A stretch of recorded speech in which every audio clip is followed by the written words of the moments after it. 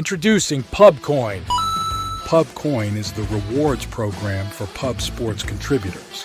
Regular chat contributors share their play of the day, POD, in the YouTube chat, including the phrase POD in their message. At the end of the week, the amount of units earned are converted into Pubcoins. Pubcoin can be used as reward points for prizes, shop discounts, and contests. Hey, what's going on, y'all? It's Mills here, Pub Sports Radio. Do you guys want to challenge the personalities here at Pub Sports Radio?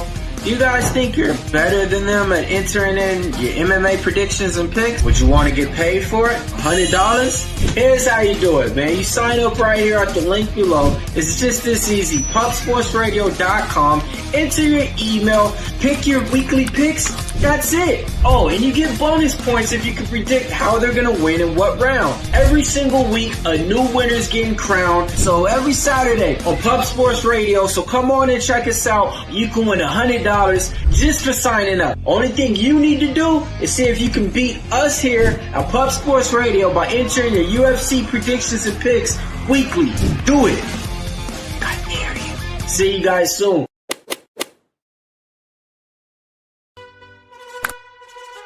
Your membership to Gold, you will be automatically entered in every horse race, every Wednesday and Friday. It is time to race horses. We are racing camels today. Shout out to the Gold members. We're racing in San Antonio immediately here. And we're off. 2 minutes, 74 canals on this racetrack. It's wide.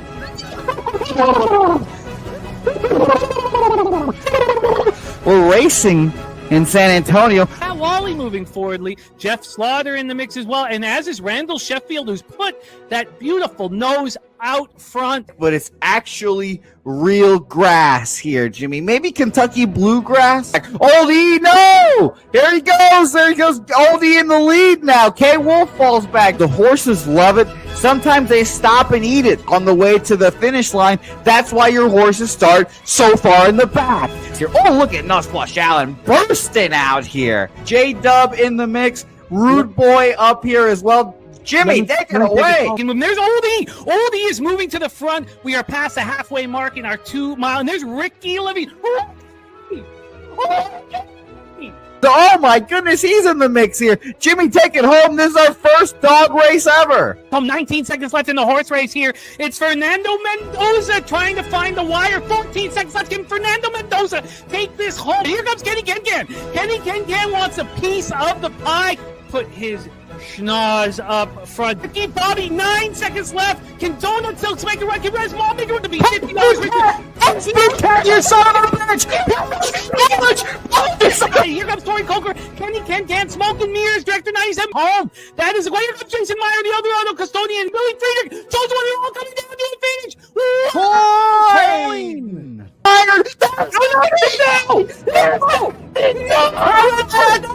Nowhere! Oh no! Fanatical Jim!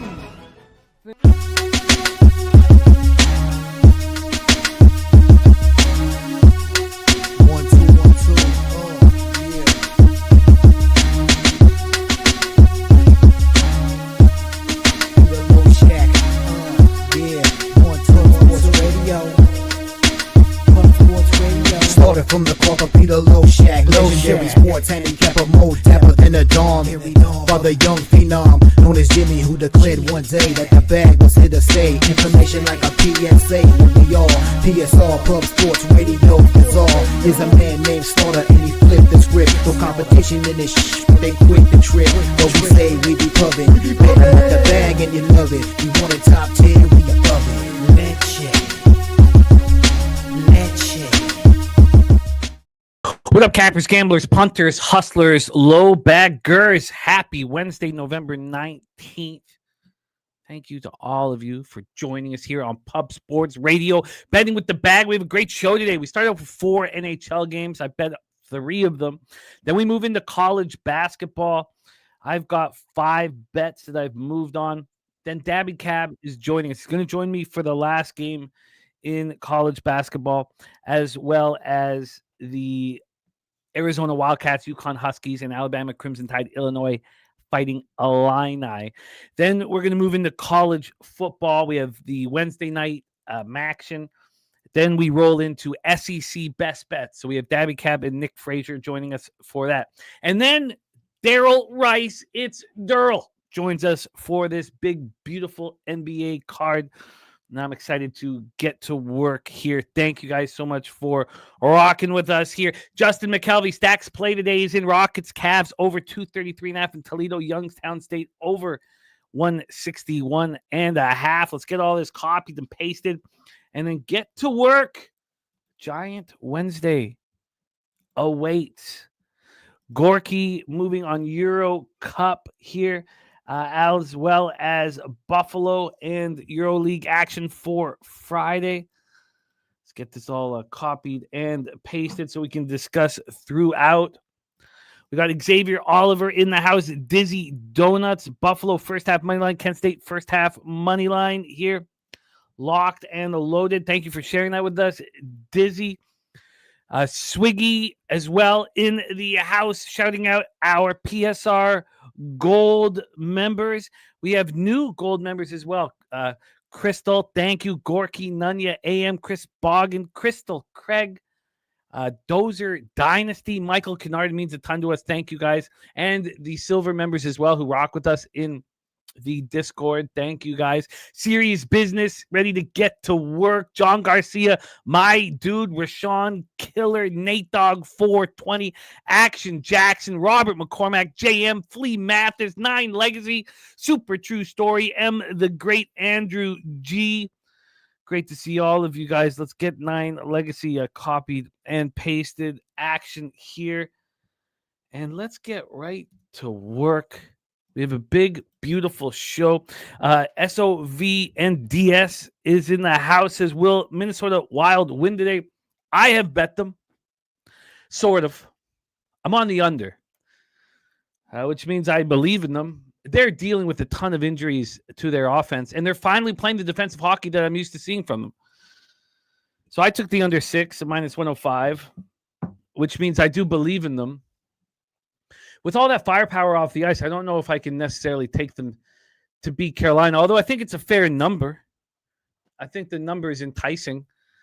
It almost makes me want to press the button.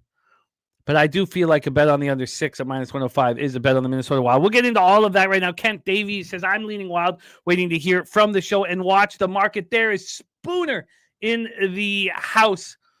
Let's get to work here and get right into the National Hockey League. Let me just move a couple things. And let's roll. The record's still a problem. Still very irritating. Still keeping me up at night. But mark my words, I will fix this. Starting tonight. We start at 7 p.m. Eastern with the Edmonton Oilers 9-8-4, 4-7-2 on the road at the Washington Capitals 9-8-2, 5-4-1 at home. We're at Capital One Arena in Washington, D.C. Now, both teams are on the first half of a back-to-back, so we assume it's Stuart Skinner and Logan Thompson, but that can change. Let us know if it will change. 40 Kid in the house. We got DC Capper getting ready to make moves. Toledo under 163.5 for our guy DC Capper. So he is going heads up with Stacks play of the day. Great to see you, Swiggy, Nicholas Handy, Jermaine in the house. So let's get back to business here. Let's get into the line history for this spot. Go over the so important injury report. First off, this total is a 6. It's -120 to the over. Opened up -101 to the over. 19 cents of movement towards the over. Honestly, I have interest in the under. I don't know. I mean, the market's making a pretty stern, taking a pretty stern message saying this game's going to go over. It's also, moving towards the Capitals, and I still bet the Oilers. I really, really want to fade the Capitals. And I don't think there's a better time to back the Oilers than after they look terrible. 5-1 loss. They're dealing with injuries, obviously, and it's a problem. But they have Hyman back. It's game 5 of a 6-game road trip here for them. 7-game road trip. Game 5 of a 7-game road trip. I want them in this situation. This is where I want to back them. I got plus 107. I'm looking at a plus 108 right now. It's opened up minus 101. So this is clearly moving towards the Capitals. I wonder if I could get to this under. If it's possible to get to this under. We got more action coming in. Toby Lane, Jermaine. I'll be copying and pasting all of this action. Andrew G says Oilers first period. They got to be angry after last game's performance. It's Skinner versus Thompson confirmed. Thank you, Swiggy. I want 60 minutes, honestly. An angry Oilers team with the best 2 players on the ice and deal with the consequences that come. Now, Logan Thompson's been excellent. The Capitals aren't scoring goals. I honestly like this under. But again, a 19-cent move. I mean, why do I need to get in the way of that? It's something that I will look into after the show here because I think the Oilers play tight, accountable defensive hockey. They're pretty easy to defend themselves, and Washington just isn't scoring. Edmonton's power play, 3rd in the National Hockey League, 30.8%. Attacking this Capitals penalty kill that's been bad all year long, 26th in the NHL, 72.6%. Then Washington's power play is 3rd worst in the National Hockey League, something that we did not expect. And Edmonton's penalty kill has been very good. It's been interesting that it's not been Edmonton's special teams that have been the problem. It's been their 5-on-5 play and their lack of forward depth and disappointing play from Bouchard and their defense. So they come in off an ugly 5-1 loss at Buffalo on Monday. They outshot Buffalo. They outhit Buffalo. These games happen. And Edmonton is just not set up right now. Yeah, Gorky. There's not much to that. It's my record have my record up for every single sport and never changes. So this is the final game of a 3-game homestand for the Washington Capitals. They play at Montreal tomorrow night. They snapped their 2-game losing streak with a 2-1 win at home over the Kings on Monday night. It's just a team that I want to fade. Now, Nate Dogg 420 doesn't. He's on Washington money line, Ovechkin for a goal, and Carlson for an assist. Let's get into the injury report here. We have these Edmonton Oilers right now with Nugent Hopkins out and Kasperi Kapanen out as well. And these Capitals have been healthy. It's just Pierre-Luc Dubois that's been out for a while. Dizzy says Edmonton moneyline got faith in the boys tonight, possibly going to paint my face for this game. Pumped up. Kent Davis is off. This game does nothing for me. This is just, as you guys know, the situation I want to back teams. Embarrassed on the road, losing 5-1, a team with skill against the Capitals team that just won a hockey game. They head off to Montreal tomorrow night. They're probably excited about getting to Montreal. Not that it's necessarily a look-ahead spot. The 6.5 juice minus 130 to the under on DraftKings. Swiggy, I'd be very interested in that. So I guess if this just keeps, I guess I should just wait. If this keeps moving towards the over, I just see this as being a very tight checking game. And look at the way these teams are playing right now. So I'm on the Oilers. Look, I'm on the Oilers at plus 107.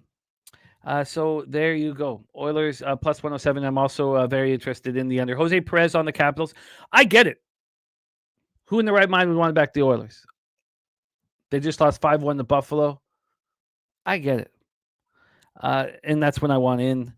And if this keeps climbing, it doesn't really make sense to me. Let's just take 1 second. Let's just take 1 second here and go over these recent games that each team has played here to see if this steam to the over makes any sense. If you look at the Capitals, 4 of their last 5 games have gone under 6, and not even 6.5, 6. And then the Oilers have not gone under 6, and they're the opposite. They've only had 1 of their last 5 games go under. And who is going to dictate play? I think the Capitals keep it very, very tight. I think they're very concerned, of course, about McDavid and Draisaitl, and angry McDavid and Draisaitl. And I expect, I mean, it's easy to say this, and we're unlikely to get it, but a better performance from Stuart Skinner. So that is the plan. Rich H says Edmonton and Tampa Bay tomorrow. Prefer them tonight. I'm actually going to be interested in backing them in both spots. I'm actually interested in backing them in both spots with the injuries that the Lightning have. But again, we'll get into all of that tomorrow. So, by the way, Jermaine saying Brunson in shoot-around. Flag, Caleb Martin did not participate in shoot-around. So let's roll on. But I'm on the Oilers at plus 107. I'm interested in adding the under. We roll on 7:30 p.m. Eastern with the Calgary Flames 5-13-3, 2-9-1 on the road at the Buffalo Sabres 7-8-4, 6-3-2 at home at KeyBank Center in Buffalo, New York. Two young goaltenders looking very strong right now, Devin Cooley and Colton Ellis. AM is on the Flames money line at plus 138, says the cold versus hot teams matchup. Bet a road team coming off 2 straight losses when facing a home team coming off 2 straight wins. Dude, only if the road team's money line is better than plus 125. And he says the scoring drought. Bet on teams losing its past 2 games while scoring at most 3 goals in each of those defeats. Bet them tonight if they are on the road with the money lines better than minus 125. AM says the Flames are the best bet on the board. I came close to pressing the button on the Flames. I did. And then I came close to pressing the button on the Flames first period. And I could do neither. Shout out to Markel in the house. Devin Cooley is playing very well. 0-2-1, 1.75 goals against average, 935 save percentage, 3 opportunities. Colton Ellis, another young goaltender, had 4 opportunities, 2.76 goals against average, 913 save percentage. That's what I've got listed. Let me know if that is correct. Let's get into the line history here. The Flames are at plus 135. They opened up at plus 128. So it's a slight move towards the Buffalo Sabres. Then on the total for this one, we have a 6. It's minus 115 to the over. That's exactly where it opened. It has not moved a cent since it came available at 12:49 a.m. this morning. Calgary here is dealing with some injuries to young players. I mean, Pospisil has been out all year. Hanzik and Prek are just depth pieces that aren't crucial. And then for the Sabres, they're still dealing with a ton of injuries. They've been handling it very well. It's all up front. Josh Norris has been out for a long time with Kulik and Danforth, all out long time. Zucker and Benson have been out for a shorter amount of time. Michael Kesselring here, a defenseman, is out. The big story here is that the Sabres got Rasmus Dahlin back. He's with his fiance. She has some very serious health issues going on, and they went back to Europe and stood by his fiance, came back, and they've won both games since he's come back. Kent Davies say 80% of cash and money on the over, but it's frozen. Yeah, I mean, I don't think of the Sabres as a over hockey team. I don't know exactly what the Flames are because they're the worst power play in the National Hockey League, so all their goals have to come 5-on-5. They're the worst power play in the National Hockey League, and the Buffalo Sabres have the single best penalty kill in the National Hockey League at 89.7%. Buffalo's power play is being disappointing. Penalty killing for the Flames is 18th, very average. The Flames are on the second half of back-to-back being discussed here in the chat. This is second of a mini 2-game trip. They head home after this 5-2 loss at Chicago last night. I get it. I completely get it here. I get it what AM's talking about. And I came close to pressing the button. I think situationally, you're also, let alone from the trends that you like, AM, I think it's a good spot situationally. Sabres, game 2 of a 4-game homestand, coming off badly beating the Oilers 5-1. AM saying, who wants the Flames? Awful team on a back-to-back. Sabres just blew it to Oilers. Public blindly fading the Flames, yet Circa moving towards the Flames. Look, I get it. I completely get it. And maybe it's me just despising the Flames. They're a soft group, a very soft group. So I don't want anything to do with them. And Nate Dogg says Calgary struggles on the road, 2-9-1 on the road, 2-9-1 over 12 games. They've won twice in regulation. In saying that, I still like where you're at, AM. I can't back this Flame squad in any situations right now. And again, I came very close. I think you're probably in good shape, honestly. It's situationally the right spot. I'll even note here that I'll keep staring at the Flames and see if I can build up the courage to back them. And if I did, it would be first period. But I find them a tough team to back. That's the only game I'm not on here. Let's roll on to the next spot on the board. 9:30 p.m. Eastern. We have the Carolina Hurricanes 13-5-1, 7-3-0 on the road at the Minnesota Wild 9-7-4, 6-3-3 at home at Grand Casino Arena in St. Paul, Minnesota. Let's get into the injury report because it's massive. Now, Carolina's starting to get healthier. Kotkaniemi is now out with the ankle injury. Going to be out for at least 5 more days or so. Centerman for them, depth piece. But Slavin's been out for a long time. They're getting more comfortable with that, but they're also missing Chatfield. And I've been saying here this defense is real weak without these guys. I mean, thank God they got Keandre Miller back, but it's the weakest defense I've seen in Carolina. God, I don't know, 10 years is for a long, long time. Now, I'm sure they're going to get reinforcements here at some point. I'm sure they are. Kent Davis says huge lean towards the Wild, want to bet it. It's actually, I think, kind of good, honestly, but the Wild are missing very important pieces to their forward group. Marco Rossi, a spectacular sophomore, just sniper of the highest quality. He's out with lower body injury. He'll be out for at least another week. Vladimir Tarasenko is day-to-day. Honestly, I probably don't want Tarasenko on my hockey team at this point in his career. But he can still score. Not that he's shown that much this year. Actually, he's had a pretty good season. He scored 2 goals, only -6, but he was ruled out with a lower body injury. He hasn't been, he's just banged up. So he's day-to-day. So he could possibly come back. So you have Rossi out. You have Tarasenko out. You have Ryan Hartman out, who can play right winger and center and win faceoffs for you. And then you have Nico Sturm out on top of Zach Bogosian being out on defense. And so what do you see? Their power play still strong, but they're just playing much more defensively sound.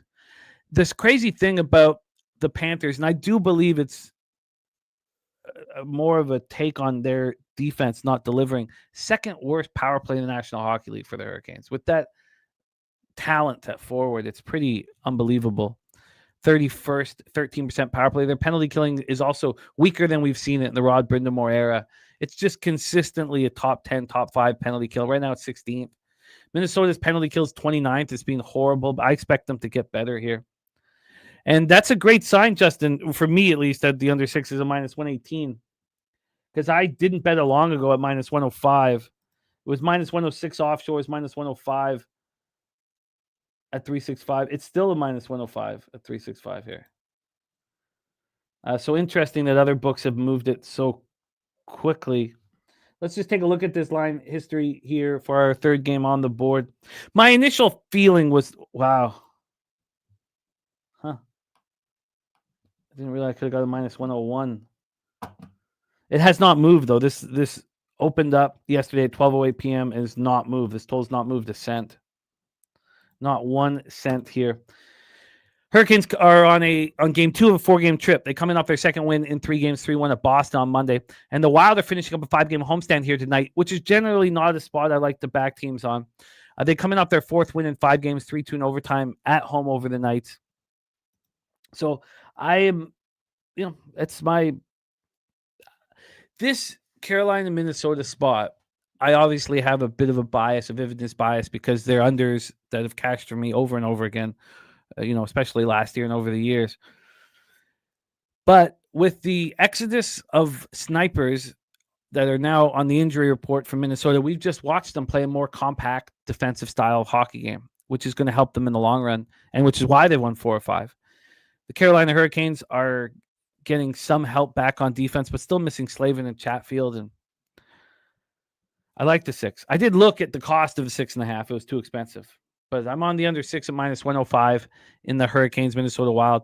I could understand anybody, moving on the dog at this price, but I think it's that big of a price for a reason. It's based on the injuries. Thank you, Boogie Maine, my man. Let's roll into the final spot on the board here in the National Hockey League before we get into college basketball. Now, Jose is doing double duty here, and that Wallstead is in net, K-Wolf, which is good. I mean, I think you want Wallstead in net. 924 save percentage, has not lost the game of regulation yet. And Rich H saying 6 of 12 mini home games have gone to overtime. Yeah, we've seen a ton of overtimes so far this year. Now, again, I've tracked cappers that move on overtimes, and it's not been a winning formula throughout me tracking it. But clearly there's been a ton of overtimes this year. And there's an expectation that they will continue and keep getting the cappers back in these overtimes will keep getting paid.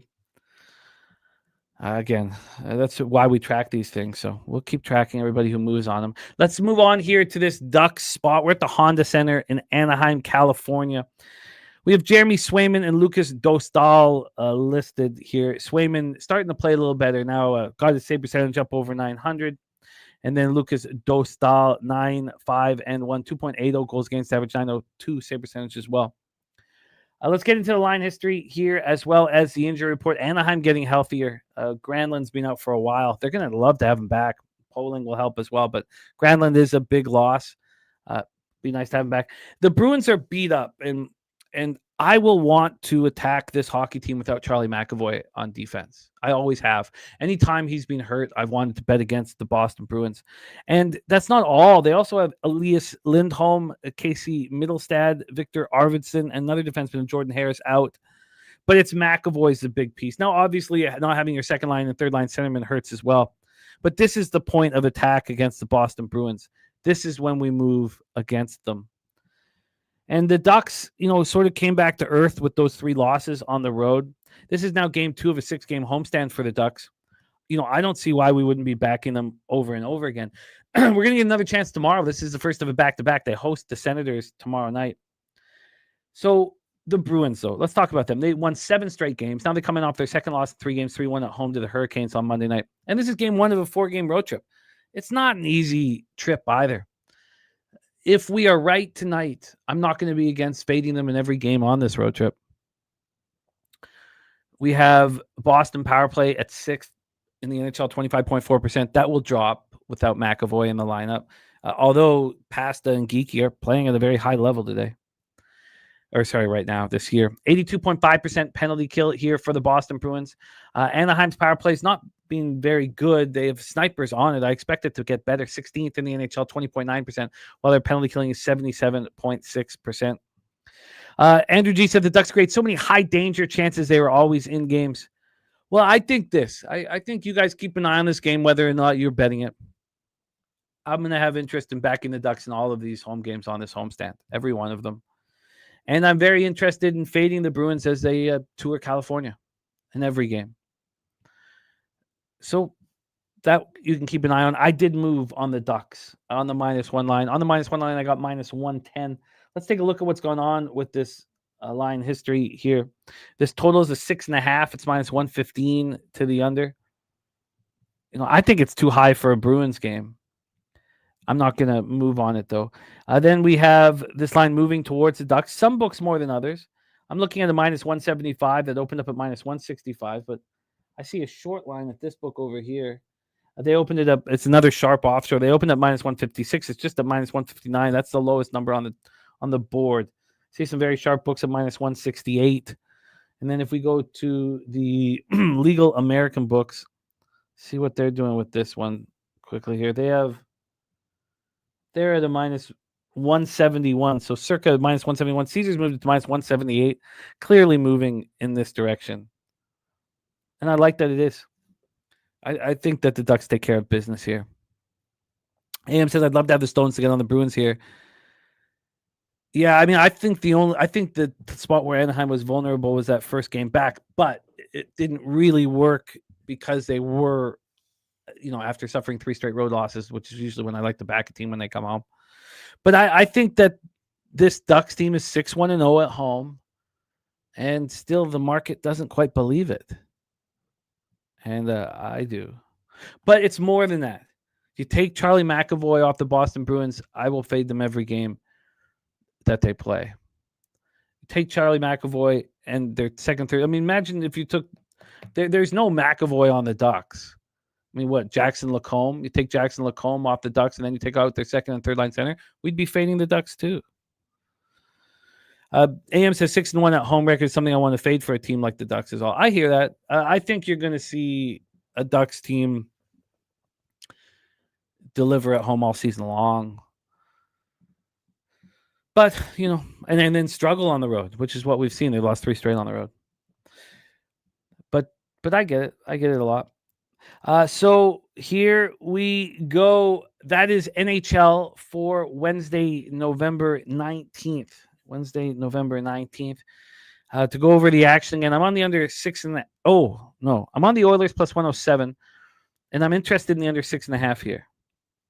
I'm on Carolina, Minnesota under 6 at minus 105. I'm on the Ducks minus 1 at minus 110. I got minus 173 on the money line and plus 147 on the puck line.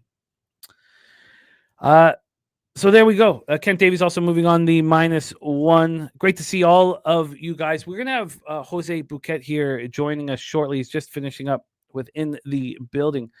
But we are going to get into college basketball. It's a very fun college basketball card.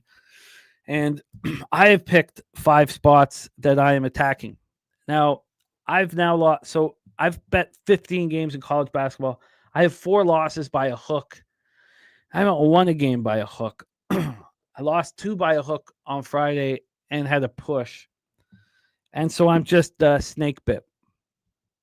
And look, there's nothing I can say other than that's a lousy record to start the year. Fortunately, NBA, I'm 36-26, and I'm looking good there. But, the sample size is small.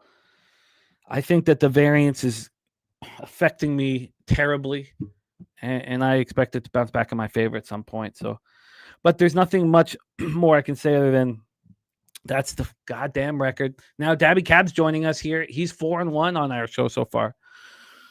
But this is it.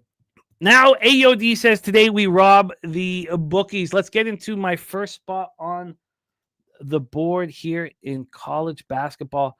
And this is a very, very interesting spot here. I think that on the other spots on the board here for me are probably more based on X's and O's than this spot here. This is a Tennessee Tech Golden Eagles squad playing on the road against what we believe is a very weak South Carolina upstate Spartans squad. But from what we've seen, and there's Jose Bouquet in the house. Jose, how are you, my man? We're doing all right. Can't complain. Excited to talk some college ball. I went 2-1 myself yesterday in the college basketball, so I can't complain. 4-3 on the season, so nice. We'll see what we can do. Nice. You're delivering the goods in college sports right now. I need to heat up here, Jose, my friend. Do you want to set up the Tennessee Tech Golden Eagles, South Carolina upstate Spartan spot? Sure. And as you guys in the chat know by now, where I am a market whore, and so I'll be talking about that stuff here. So let's get into it here, as we have many games to talk about here. But in this first game, the old Tennessee Tech, what are they? The Eagles? Golden Eagles? What are they? Golden Eagles. The Golden Eagles here. No market information for this game so far, but I can see the line opening up at 2, and it's moved to 2.5 here. So not much of a opening there for you, Jimmy. And our website doesn't even have this game on the board. I'm assuming this is because an extra game here, Jimmy, because you dive deep into the bum fight and you find the gold here. So I'm interested to hear what your gold is. I really like Tennessee Tech here. We've seen them on the road twice this year against much better teams in South Carolina upstate. They went into Western Kentucky, 14.5-point dogs. They covered and were in that entire game. I think they were actually 12.5 there. They were 14.5 at Charlotte, and they were in that entire game as well, losing by 5 points, playing very tough defense. They have length. Then they come home. They play a couple Div 3 cupcakes and then lose a game they're supposed to win. This was on Monday night. They lose to West Georgia. They opened up as 2.5-point favorites and became 4.5-point favorites. They also started the game very well, up 12-5. They started well, and then they just got so cold. They couldn't hit a single shot. They fell way behind. They made a run. They made it a 5-point game, a 4-point game. They made a run, and then they fell back again. And then they came on late. They were down 7 points with 2:52 left. They lose by 2. But they were supposed to win a basketball game that they did not. Now they head out on the road. So we've already seen them on the road against better teams than South Carolina upstate. And I think they can take care of business. South Carolina upstate Spartans coming off losing to the UNC Wilmington Seahawks. They were 14.5-point dogs. They lose by 13.5. UC SC Upstate comes back home, where we've only seen them at home against Div 3 cupcakes. So, they've won by 50 and 60 points. And now they have a real test against the Tennessee Tech Golden Eagles team that I think is better than their numbers indicate. So when we get into that line history, this line has been moving towards Tennessee Tech, and I think for good reason. I had the chance at a plus 1.5 at minus 120. I didn't want any VIG. I just took the money line at minus 106. This opened up here at plus 2. At midnight, you could get Tennessee Tech a plus 2.5. And now we have them at a pick 'em. And I think they take care of business on the road. That's my first bet here on the board. The Tennessee Tech Golden Eagles minus 106 on the money line. Let's move on to game 2, Jose, my friend. Let's move on to game 2. And in my quick breakdown of this game, Jimmy, I might be joining you on this game here as well, because we're going to the beautiful Indiana State University campus here, Jimmy. And let me tell you, Jimmy, you have to pay a fucking pretty penny to get into this beautiful Hallman Center here. $47 to go see the mighty Indiana State Sycamores against La Tech here. You got to pay up if you want to go to the fucking Hallman Center and beautiful Terre Haute, Indiana here. Now, we have luckily market information in this game, and it helped me out tremendously in my 5-minute cap of this game. La Tech right now getting 84% of the bets, 78% of the money. A very popular road dog here. This line opened up at minus 2 at our friends at BOL. Later that night, it gets up to 3.5 here, has come back down to 3, which is interesting. Bookmaker here has minus 1.5 here for Indiana State, climbed up to 3.5 here, as well as still there as well. Heritage one more time here. Heritage, same story, minus 2 up to 3.5 here, Jim. With all that money on La Tech, makes you interested in Indiana State with you. Are you also interested in Indiana State? I'm more than interested. I have Indiana State minus 3 at minus 114. It's the situation that I like quite a bit. Another sign of the game we just talked about, early to start the year, Indiana State laid an egg at Charlotte. They lost by 16. They were 4.5-point dogs. And we just talked about the Golden Eagles. The Golden Eagles lost by 5 at Charlotte. The Golden Eagles are not a bad basketball team, really. But we've already talked about them. Here we have Indiana State in a spot that I like, Jose. We see them improving each game that they played until they played Duke. Well, I like that. I like when you face a monster. And they played okay. They played okay. They're 37.5-point dogs. They fought hard. They couldn't get any boards. Boozer went for 35, and what are you going to do? Boozer had 23 in the first half. I mean, look, they were just – but I like that. I like them kind of understanding how difficult things can be in college basketball and then coming back home and getting 5 days off to kind of regroup. They've only had one home game so far this year, and it was against the Div 3 Illinois Tech. So then you have La Tech coming in. They've lost both of their road games. They got crushed by Nevada in their lone road game. They just played Jackson State Tigers, who are terrible, and they beat them badly. They beat them badly because Jackson State couldn't get a single rebound. It was 57-37 La Tech. They're not going to be able to dominate the boards in this one. And La Tech shot 36% from the field and 25% from 3. Even against terrible basketball teams, La Tech can't score. And I don't think that will change. We watched them one time on the road, and they struggled mightily.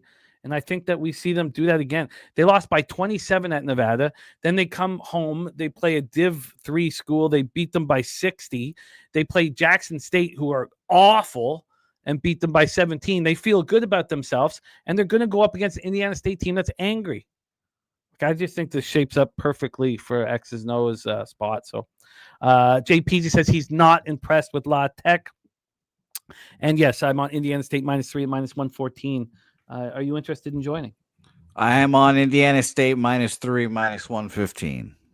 I like it.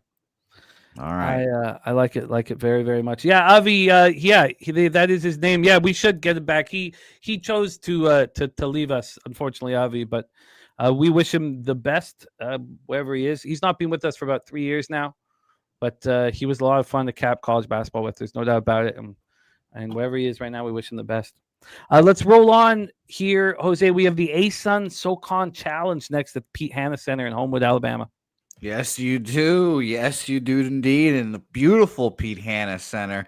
And I'm sure a great place in Homewood, Alabama. $23 to get into this. Not expensive, but they charge you your 2 fingers to get into this game against the Florida Gulf Coast Eagles here. Fascinating last few games for these two squads. Samford against Central Arkansas, overtime win. They lose at Arkansas, regular Arkansas, 79-75. Pretty impressive there. They beat Texas Southern in overtime. It's very interesting. While on Florida Gulf Coast side, last 5 here, Chattanooga they beat, lose to Georgia Southern by 1, get shit pumped by the Illini, and then you play the mighty New College Mighty Bananas. Okay, all right. Florida Gulf Coast making up colleges to play in the middle of their schedule here. So very interesting as of late here. So let's see what the market has to say about this matchup here. There's no information for side and total to see what they have to say about this one here. And as for where this line has moved, according to the website, I'm seeing openers of 2.5 and now up to 4.5 here. So we'll have to double check me on that here. But very interesting to see where this line has moved, Jimmy. I also probably lean towards the favorite here. What do you think? Yes, I moved on Samford -4. I paid 1 cent for it, -111. They've only had 1 game at home, so they haven't played at home in 12 days. That was a tough road they just traveled. They beat Texas Southern in overtime. They shock the world and almost take out the Hogs, 21 ranked Hogs in Arkansas as 24.5-point dogs. And that was them coming back.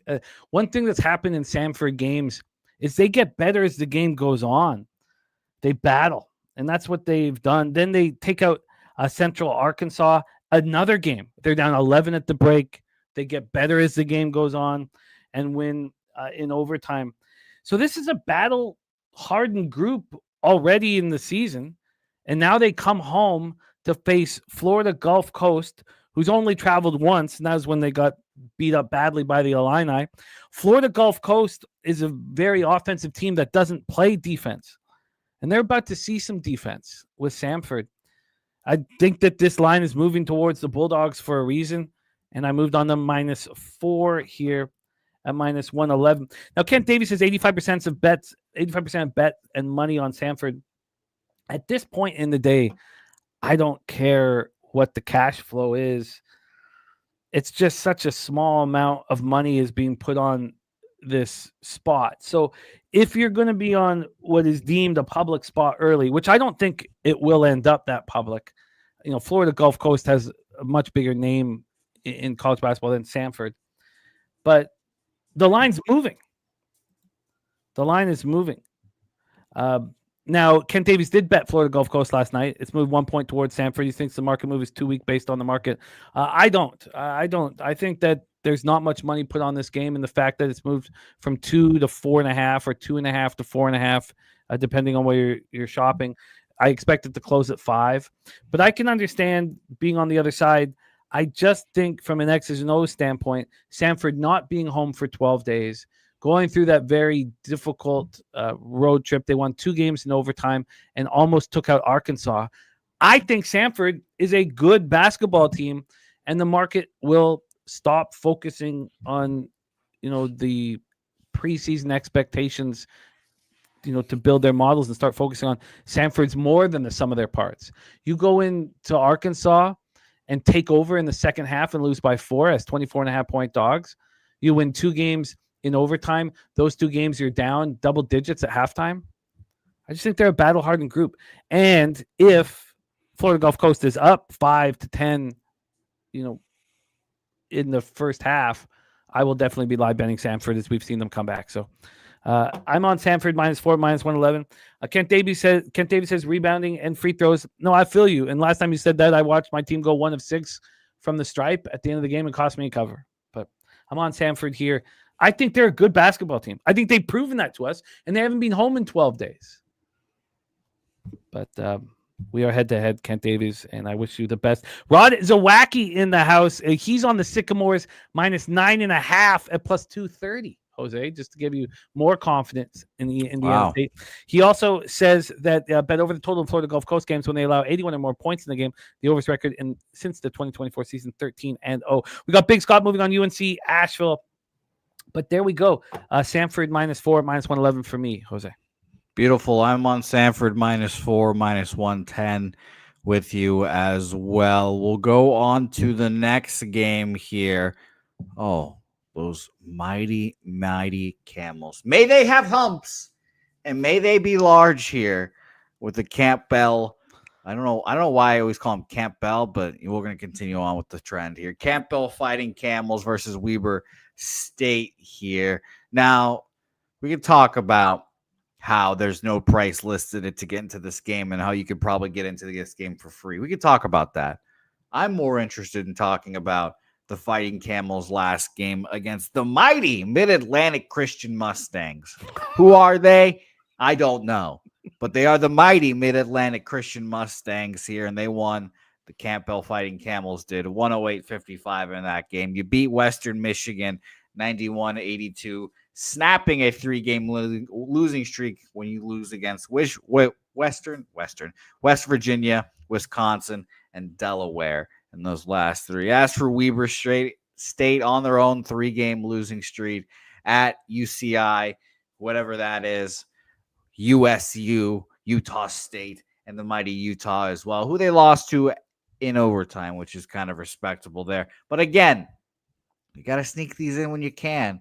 If you're a Weber State, when your only win this year is against the West Coast Baptist Eagles.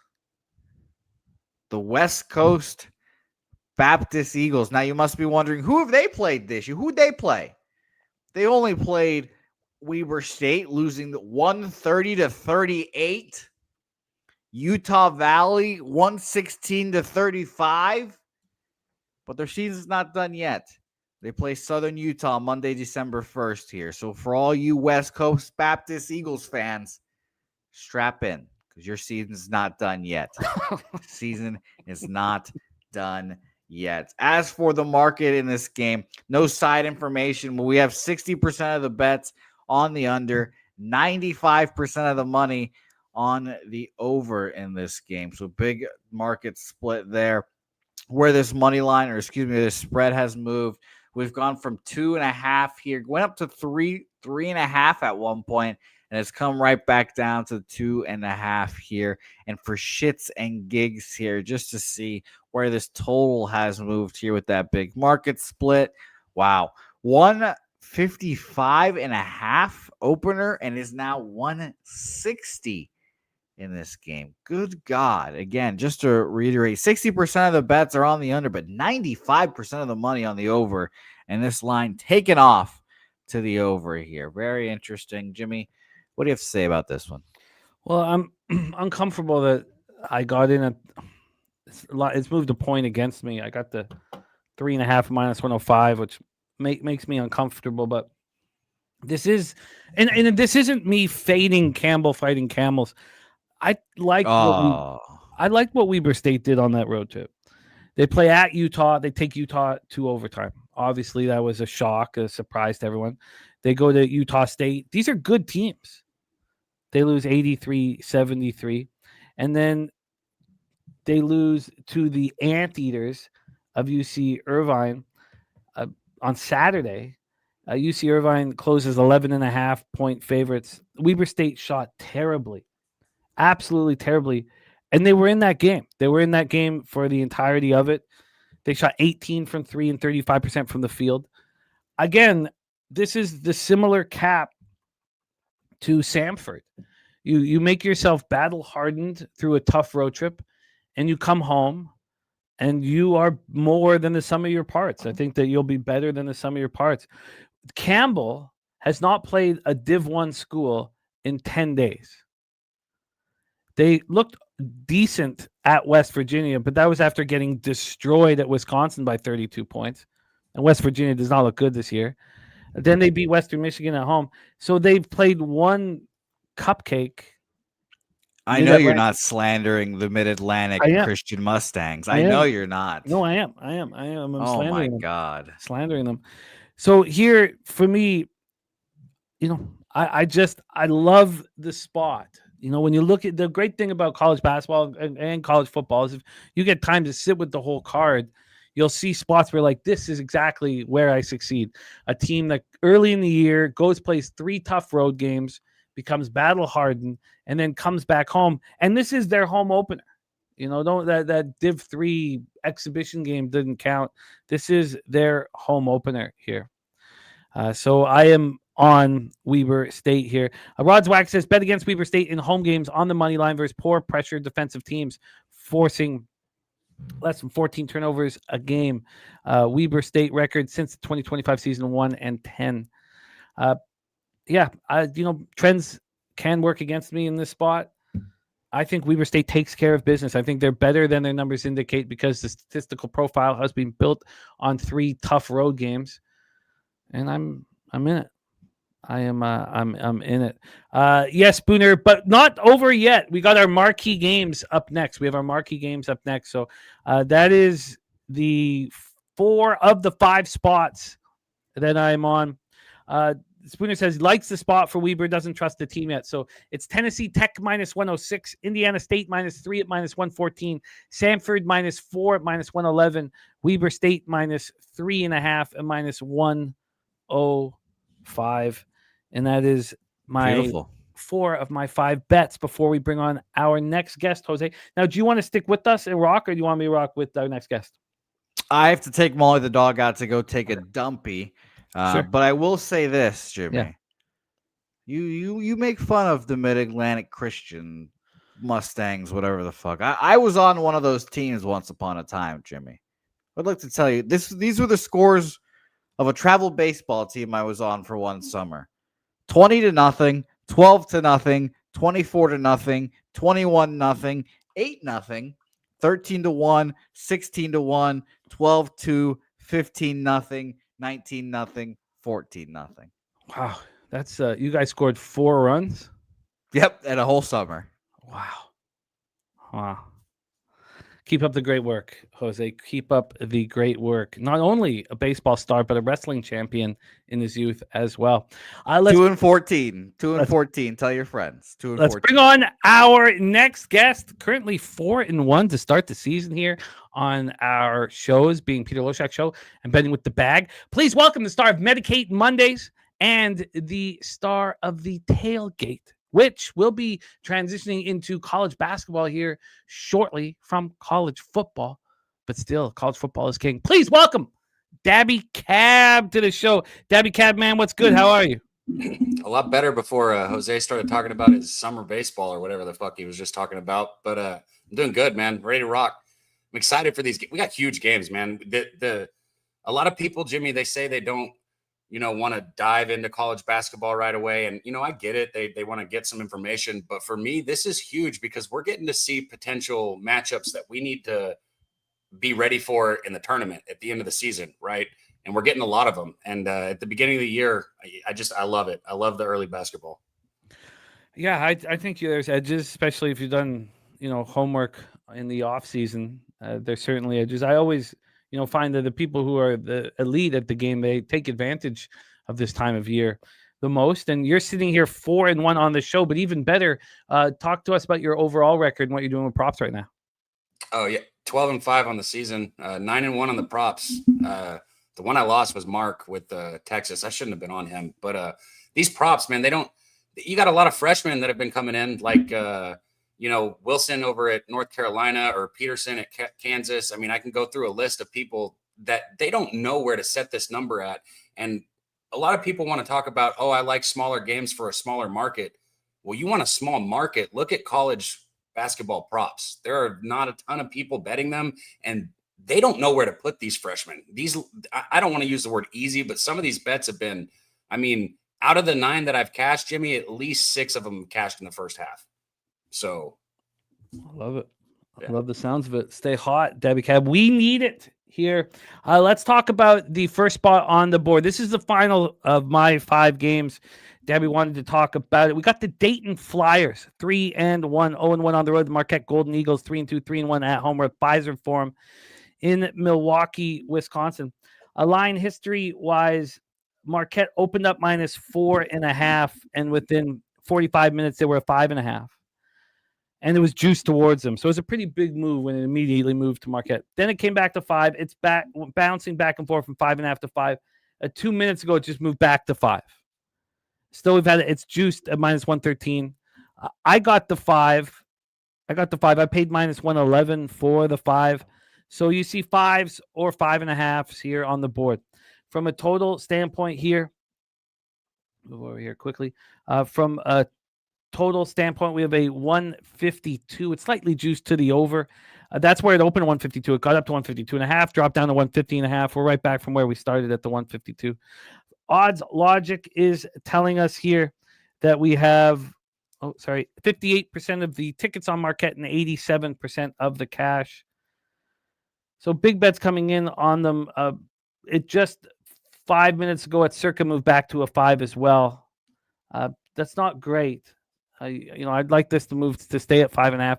We have a Spooner here is on these Dayton Flyers. Tempted to take Dayton money line for the half unit. Says Marquette is going to have a rough year, but Ron Crawford is with us.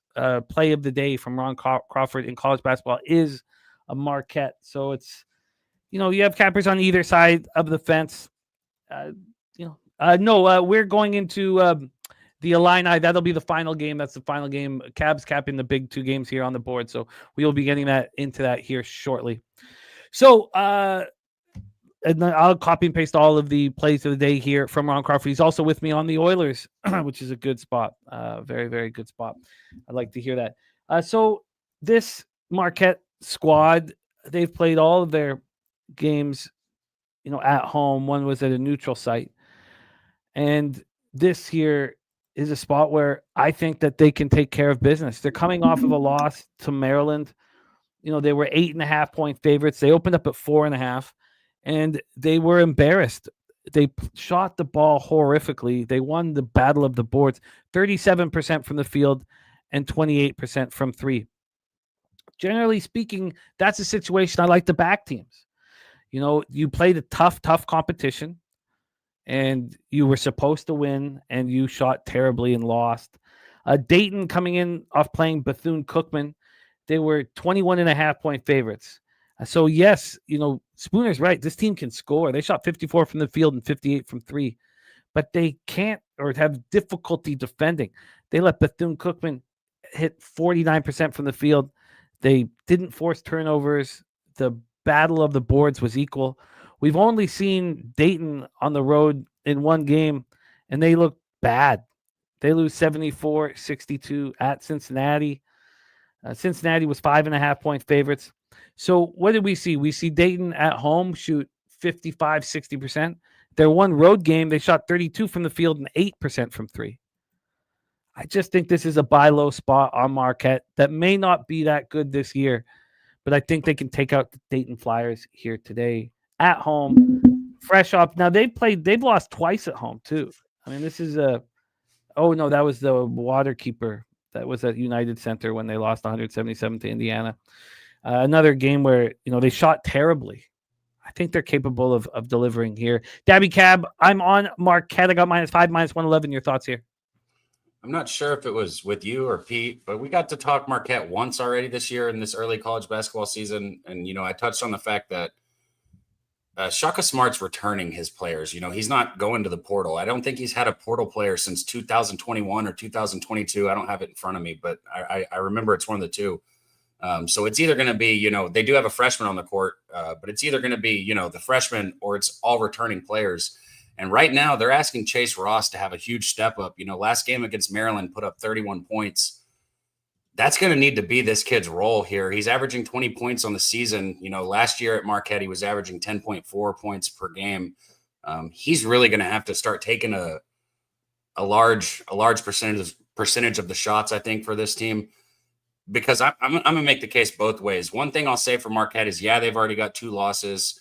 They're 3-2, but that puts them in a wounded animal situation, like you like to talk about, where, they need to win this basketball game.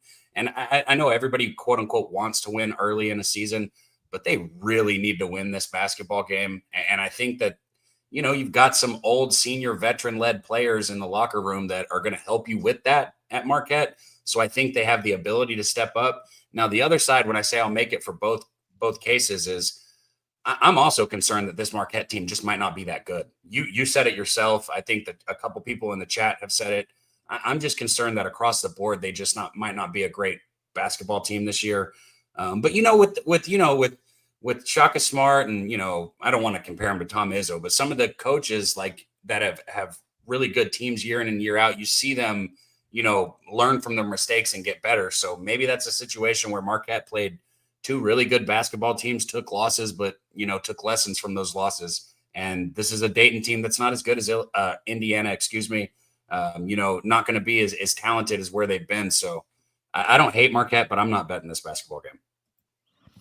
Yeah, it's going to be a fun watch. I think I feel that I could lose this bet because Marquette is bad. But I also think it's probably too early to give them that. And I just think it's a buy low spot. We've only now, when you see a team travel and get destroyed and shoot 8% from 3, will they be better the next time they travel? Yes. So Dayton can be better here, but I agree. I think it's the wounded animal type situation. Marquette must win here. And Dayton's a good basketball team that doesn't defend that well. So I think that the Marquette can get theirs. Buy low spot on Marquette. But Rod Zwacky and Morgan Spooner on the other side. So Rod Zwacky, Morgan Spooner on Dayton Flyers, Ron Crawford and I on the Marquette Golden Eagles, which leads us into our next spot on the board, and it is a big one. The number 4 ranked Arizona Wildcats, 4-0 on the season, playing a true road game at the Marquette Golden Eagles. Now, the game against UCLA was a true road game. It was at the Intuit Dome.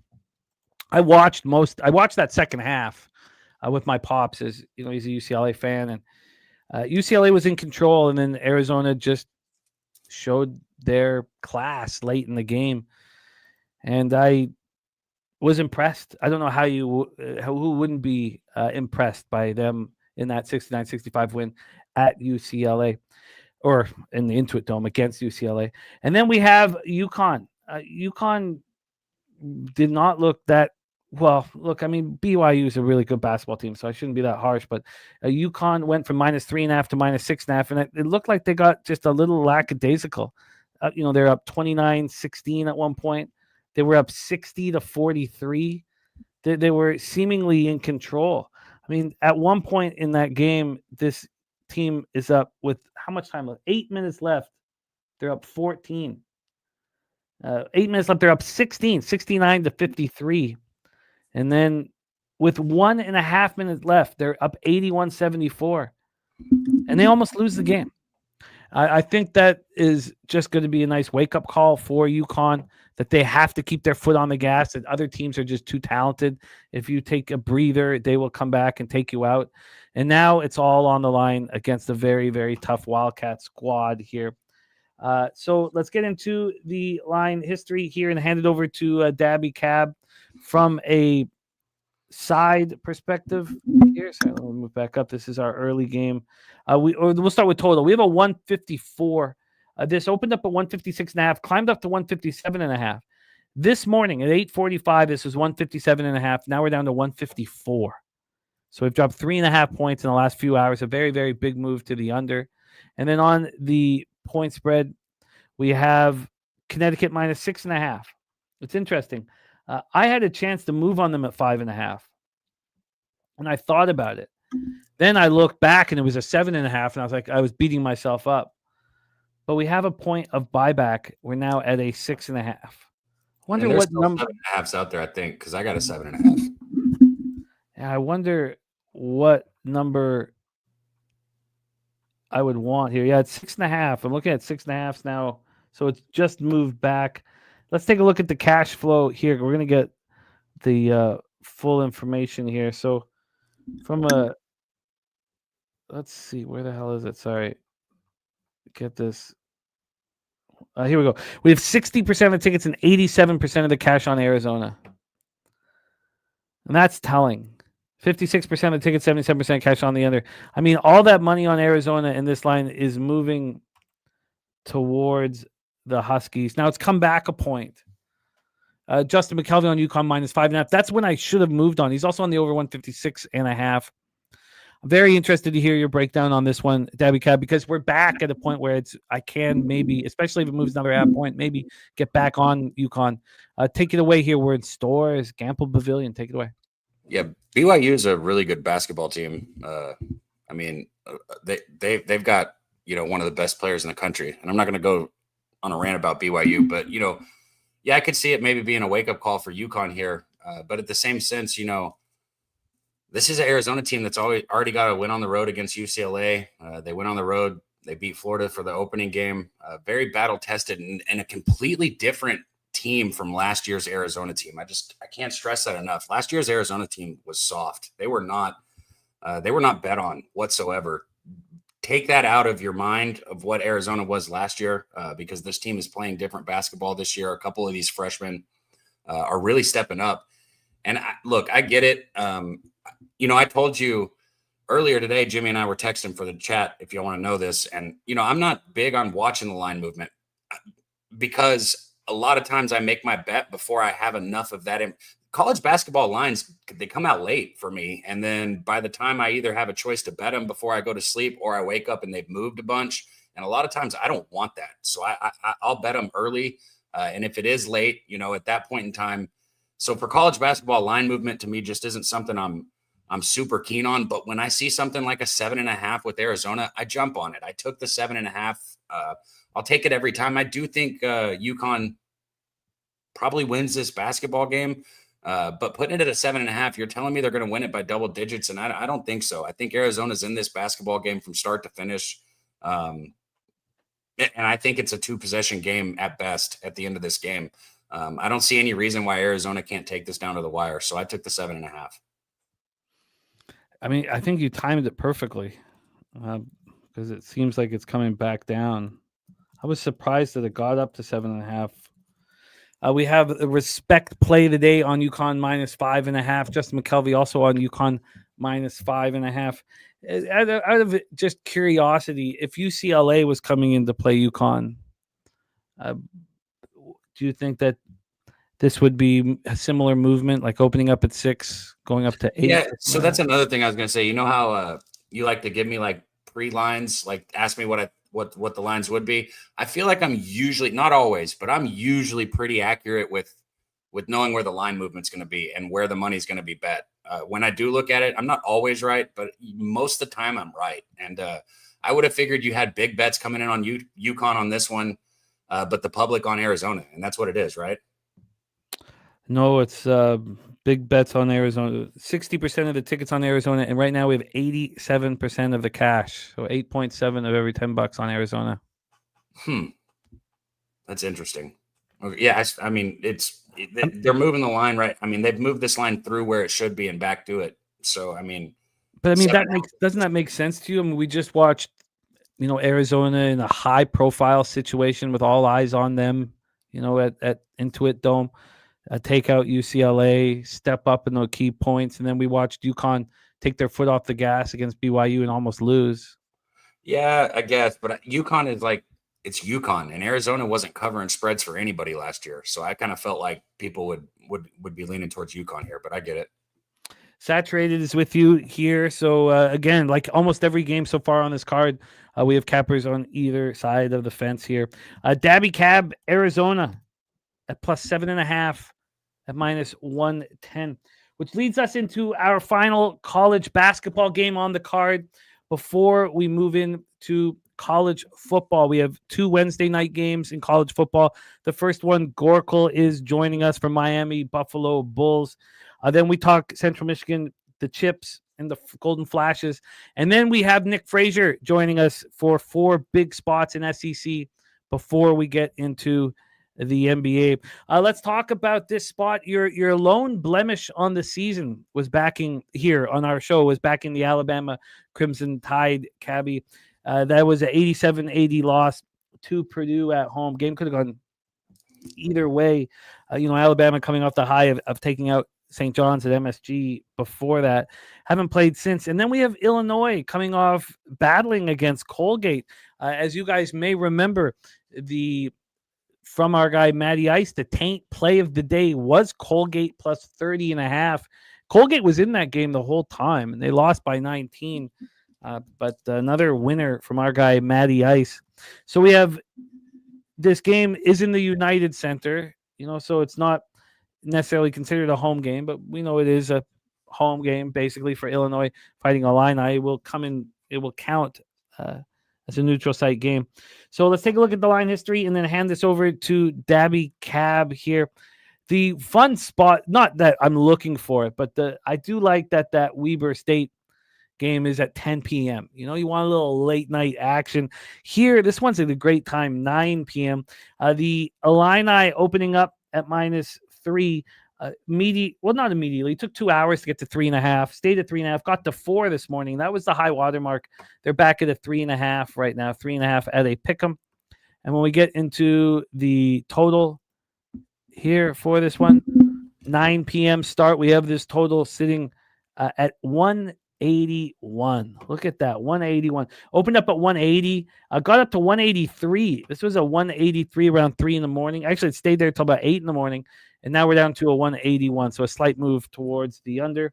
And when we get to the cash flow for this one popping off at 9 p.m., it's a pick'em. It's a 50-50 situation. 52% of the tickets, 51% cash on Alabama, 55% of the tickets on the under, 58% cash on the under.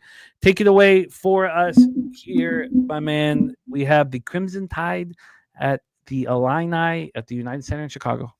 It's a wild thing how I think any gambler's brain works, especially mine, because I was on Illinois against Tech, and I think Tech, I said it, I think Tech was probably going to be the better team, but I just thought Illinois being at home was going to have the edge in that game. Tech's early road game there. And so I was on Illinois. It was a close game. Toppin went absolute. JT Toppin got anything he wanted against Illinois. But they were able to still win the basketball game, which is all that matters. And they covered the spread for me. And I think Tech is a better team than Alabama. And I've already lost a bet on Alabama. So why in the hell have I bet Alabama first half here? I think it's because of the situation. It's how it lines up. After losing to Purdue, now going on the road against Illinois. If you look at Alabama's schedule, right, they absolutely lined up the juggernauts of college basketball, and they are not taking a break. I mean, Nate Oates is psychotic for what he did to this team.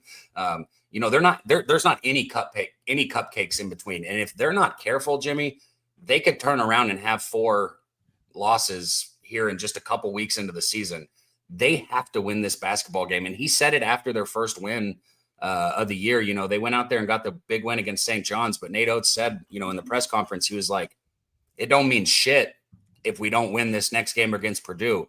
And what he's basically saying is we have so many big games lined up. We have to be on our P's and Q's here. So I took Alabama here first half. I think they come out early against the Illinois team that's maybe a little bit comfortable.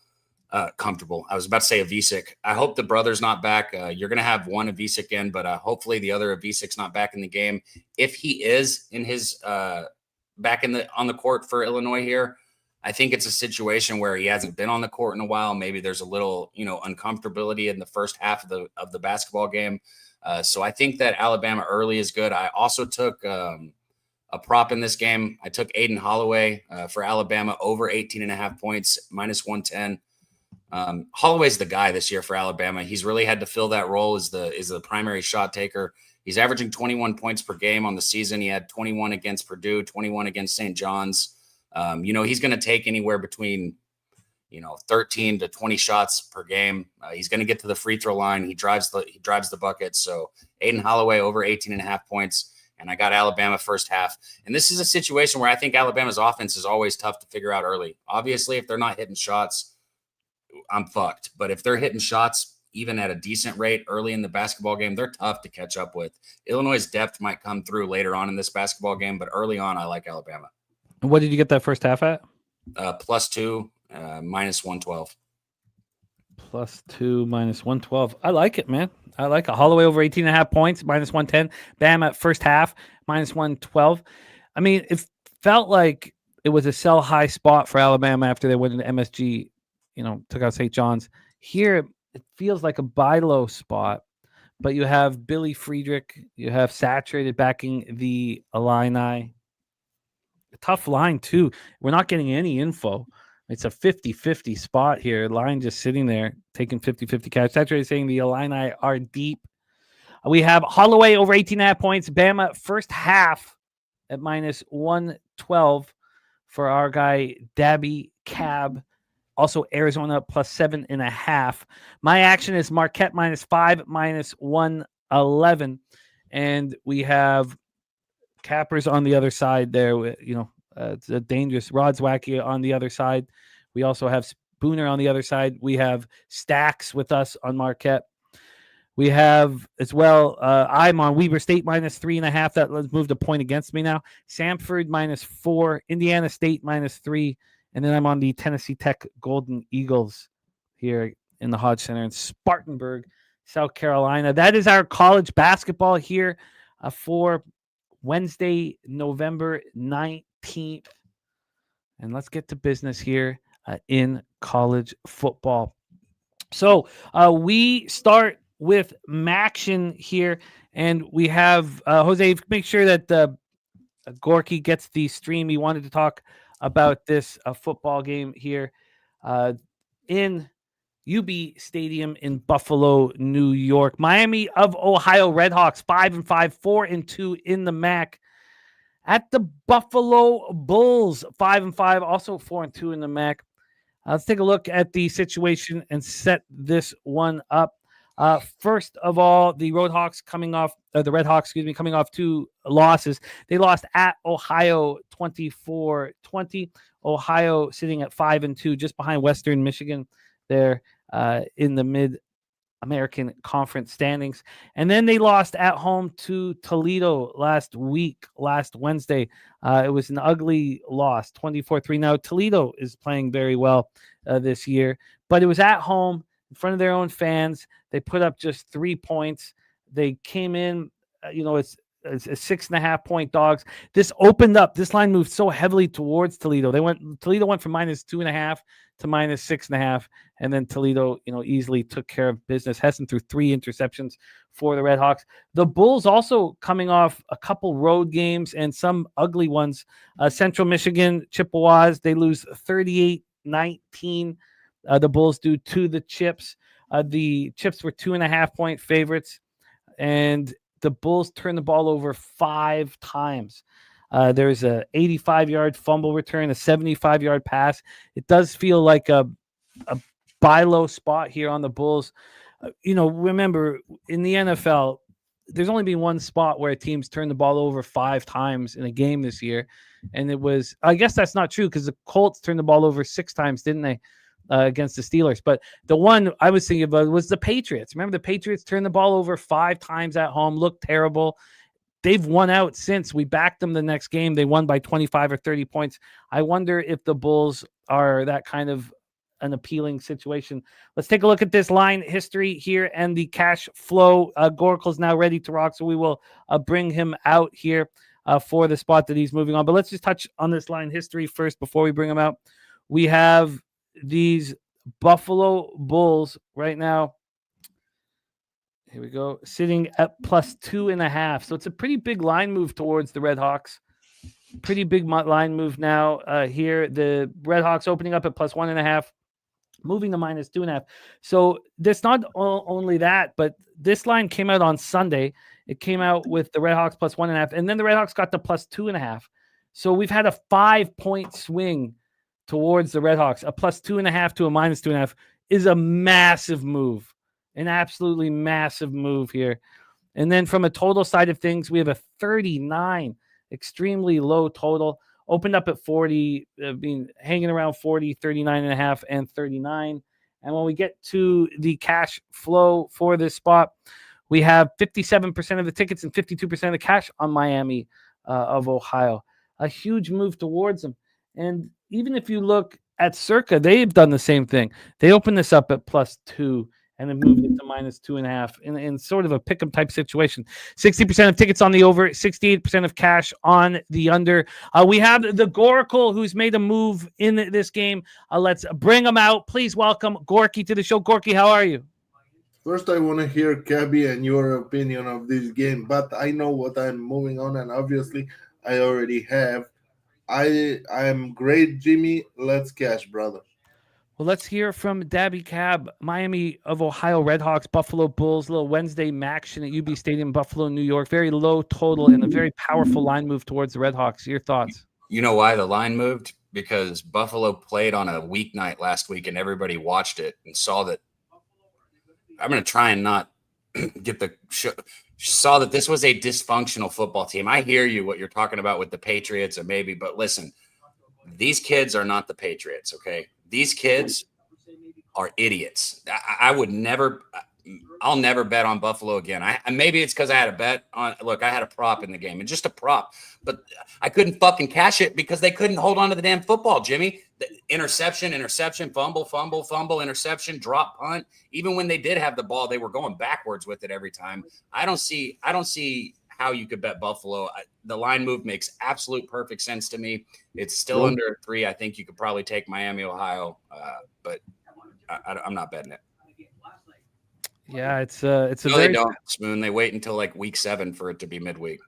but it's a very powerful line move towards the Redhawks when it appears like a buy low spot on the Bulls. I'm certainly not going to line up to get in the way of this line move. Gorky, Redhawks, Buffalo Bulls, your plan of attack. Bro, I had the Redhawks last week, right before they announced, before they announced the fact that their quarterback DeQuan Finn would be out for an unspecified reason. It has since come out that he simply gave up on the season and decided to get ready for pre-draft workouts and, that kind of stupid stuff. So giving up on your team, giving up on yourself as the quarterback is stupid to me. This team can't move the ball for shit without him. And so Buffalo has everything to play for still. And to me, they are the spot. They will come in, win their final home game, I guess this is, and go from there. God, it's just such a powerful move against them. 5-point swing is especially a 5-point swing on a team that's lost 2 straight games. Now, we haven't seen the Bulls at home since the 25th of October. Yeah, but Jimmy, I saw the I guess second string quarterback be able to complete like 2 passes the entire game. So play the favorite at your own peril. Yeah, it's a wild, wild line. Gorky moving here on the Buffalo Bulls. Gorky, what line did you get? Remember, the books don't want you to. They don't want us to win. As cappers, they don't want us to win. So it's a battle. Yeah. I got the Buffalo Bulls plus 100, Jim, money line. Buffalo Bulls plus 100. Well, you're getting a lot of backing from cappers here in the chat.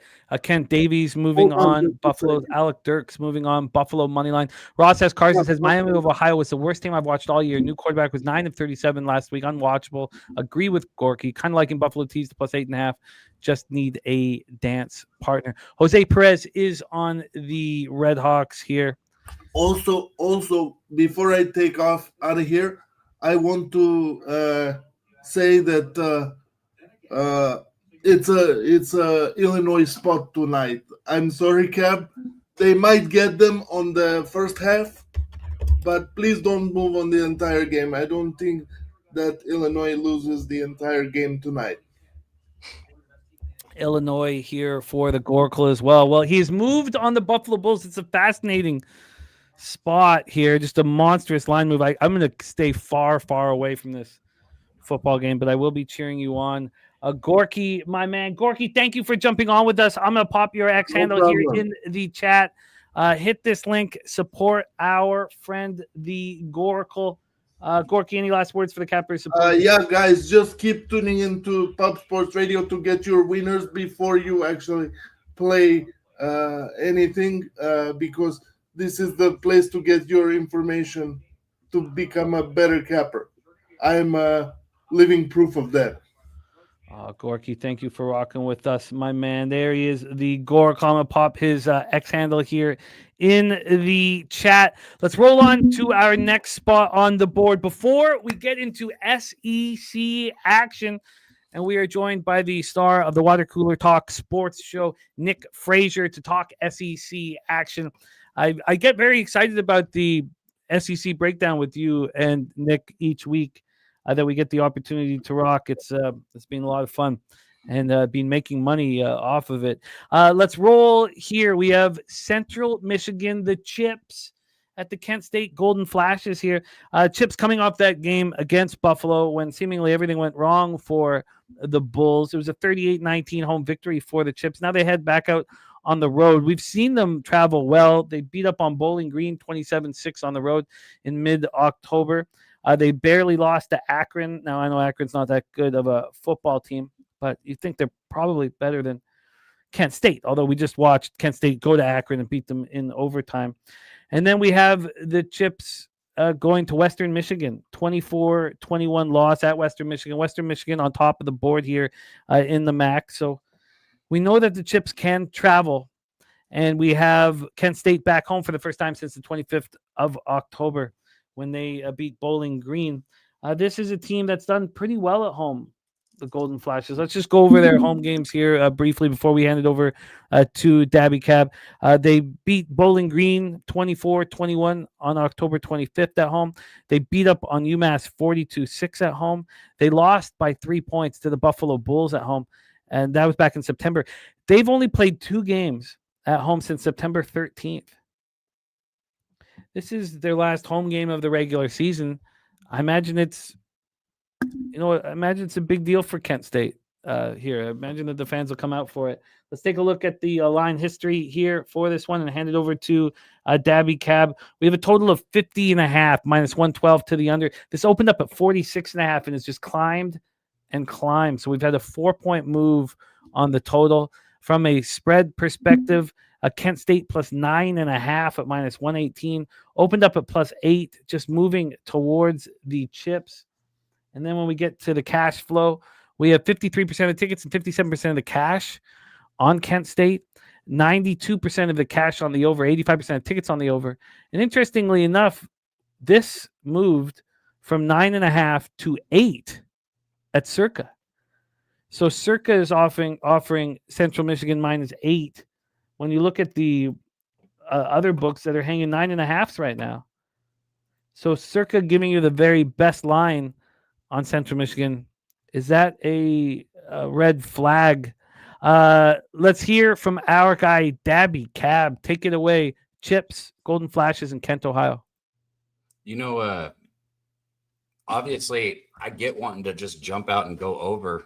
You said like 90% of the tickets and 80% of the cash on the over, and I get it. And that's probably my knee-jerk thought too. But, I mean, you trust Kent State to get, 21 points for you? And then you got to get 30 out of CMU? I don't know. That tells me both offenses have to play elite games here, and I just don't see it. I kind of think that the under would probably be the way to go with this one. I'm not betting it. But I do like that under a lot, Jimmy. And as far as the side goes here,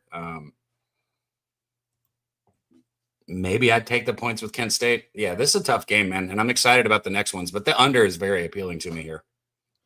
4-point move, it's difficult to get in the way of it.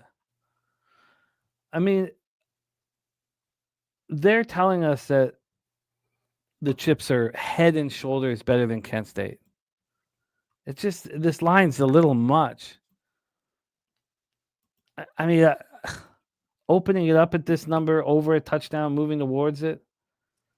It's Billy Friedrich says Kent State 4-1 at home, including 3 in a row. Central Michigan's 1-4 on the road. Yeah, I get that, but we've seen them, take Western Michigan to the very end of the game. Truth Teller talking about backing the Red Hawks here. We got Kenny Moe. He looking at Kent State here. Wow. Yeah, it does. It does feel like it's just, why would they get, so for me, I don't look at the 8.5 or 9 points and think, oh, this is a gift from the books. I look at the 8.5 and 9 points and it scares me. But then again, the statistical profile for the Golden Flashes is mainly road games. Ugh. All right.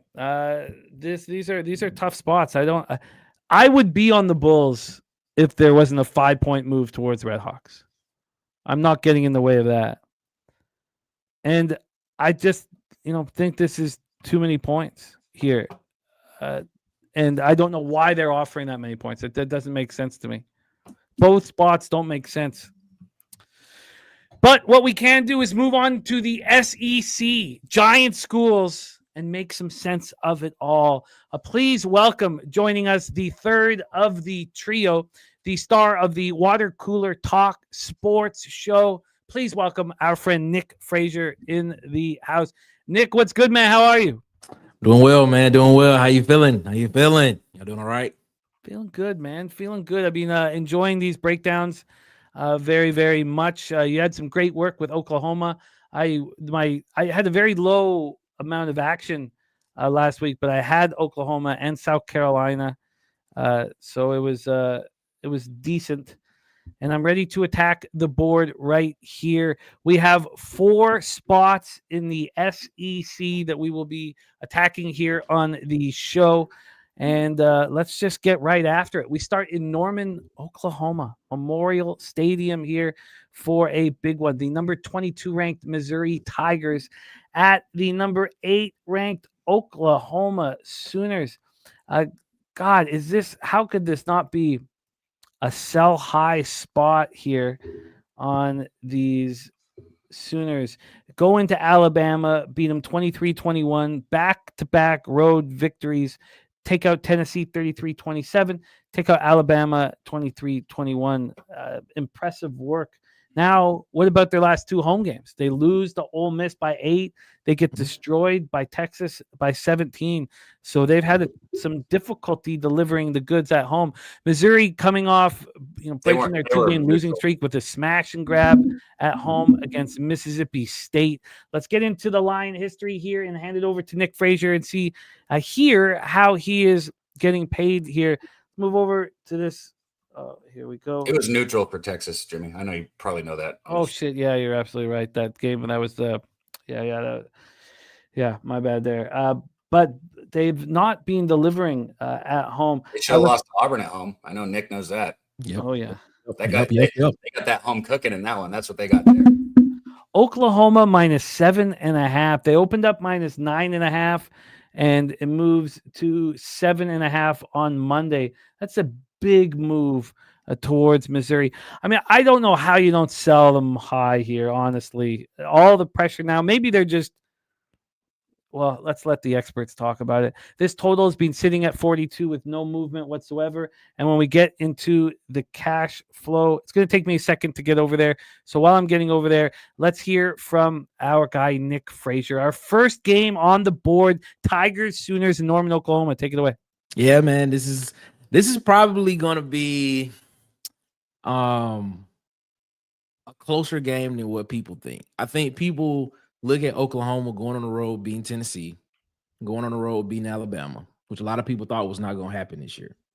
And they think that this team can come in and potentially put up points against this Missouri defense. I don't know about that. Like I said, I think Zion Young and Damon Wilson are two of the better defensive ends in college football when it comes, and especially in the SEC, but also in college football. I think they're two of the better defensive ends. I think Missouri's front seven, especially the front four, are pretty good as well. I'm definitely gonna take the over in this game. I'm definitely gonna take the over 42. Is it 42 or 42 and a half? It's a flat 42. We can Flat find 42? I can line shop. Yeah, I'm definitely gonna take the over in this game. Because Oklahoma, even though they had a week of about 2 weeks where they ran the ball pretty well, they still haven't shown that they can do it consistently in against teams. But what Missouri has shown is that they can run the ball against any defense that they're going against. Ahmad Hardy has been doing that pretty well. And especially with Matt Zollers, the freshman, coming in, and Bo Pribula potentially not playing this game. You do need to lean on that just to give him confidence not to become predictable, not to become one-dimensional. So I think Ahmad Hardy and Roberts have really big games running the ball in this game against Oklahoma because they're not going to go away from it. But I do think Oklahoma has one of the best front sevens in college football. But I think Missouri has one of the best rushing attacks in college football as well. So strength on strength there. Which one will prevail? I think what I'm gonna do in this game when it comes to the line to the spread is I'm gonna favor Missouri first half, whatever the points are plus half, whatever Missouri is plus the points first half is what I'm gonna favor, and I'm guessing it's probably gonna be somewhere around 3.5. Let's line shop for you. By the way, cash flow wise here, we have 66% of tickets, 62% of the cash on Missouri. That's according to Odds Logic. We tell a different story here at Action. And again, like there's reasons why we stopped using Action. They're telling us that 36% of the tickets and 97% of the cash is on Oklahoma. 97% of the cash, if we're to believe that. They're saying 81% tickets, 80% cash on the under. I'm going to line shop here for the first half and the over here for Nick. While I'm doing that, Daby Cab, take it away. Missouri Tigers, Oklahoma Sooners. Yeah, there's a interesting thing that happens here if Missouri does find a way to win this football game. Mm-hmm. If they send another SEC team to 3 losses, boy, does that conversation and who gets in the playoffs, this, that, and the other, damn, that gets really interesting. I think the SEC needs Oklahoma to win this football game because if you got OU with 3 losses, right, and I'm not Tennessee with 3 losses, Missouri with 3 losses, and the list just goes on. I've been against Oklahoma. I've done it twice this year, and I've lost both times. I've said that I don't think this Oklahoma offense is good enough to compete on an elite level, and they just went into Alabama and did it. That being said, I think Alabama's offense has some problems as well, and Oklahoma's defense, being as elite as it is, was able to slow it down. I got to take Missouri here. I got to take the 7.5 with Missouri. Third time, if I lose a third time against Oklahoma, I'll stop. I'll stop betting against them. But I got to take a 7.5 here with Missouri. I think they keep it close, and I think if OU wins this football game by a field goal, I think the SEC's happy. I think OU's happy. I think everybody's happy. If Missouri loses by 7 or less, I'm happy because I think that's what's going to happen. Yeah, I agree. So let's see what kind of line shopping we are going to get here with the. I can get a +4 at -105 for you, Nick. +4. Yeah. -105 on Missouri first half. Then we want the full game over. Yes, sir. So let's get that one here. And then do we think that that's an official move for you, Daby Cab? I haven't bet it yet, but you can go. I will. So yes. I'll go bet it after the show. I don't like to bet on the show, but I haven't actually pulled the trigger yet. But I'm going to. So yeah, go ahead and take the best line on the 7.5, and I'll make it official after the show. I'll bet it myself and post it. +7.5 here. +7. I don't know how I think that you have to. I'm going to join you. I'm going to join you here. It just makes perfect sense.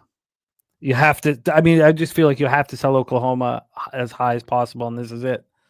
And we have I'm looking at a very sharp book that's moved it to 7 already. So I'm going to join. So that's Daby Cab is on the plus 7.5 full game, minus 108 for the Missouri Tigers. Nick on the first half at plus 4, minus 105.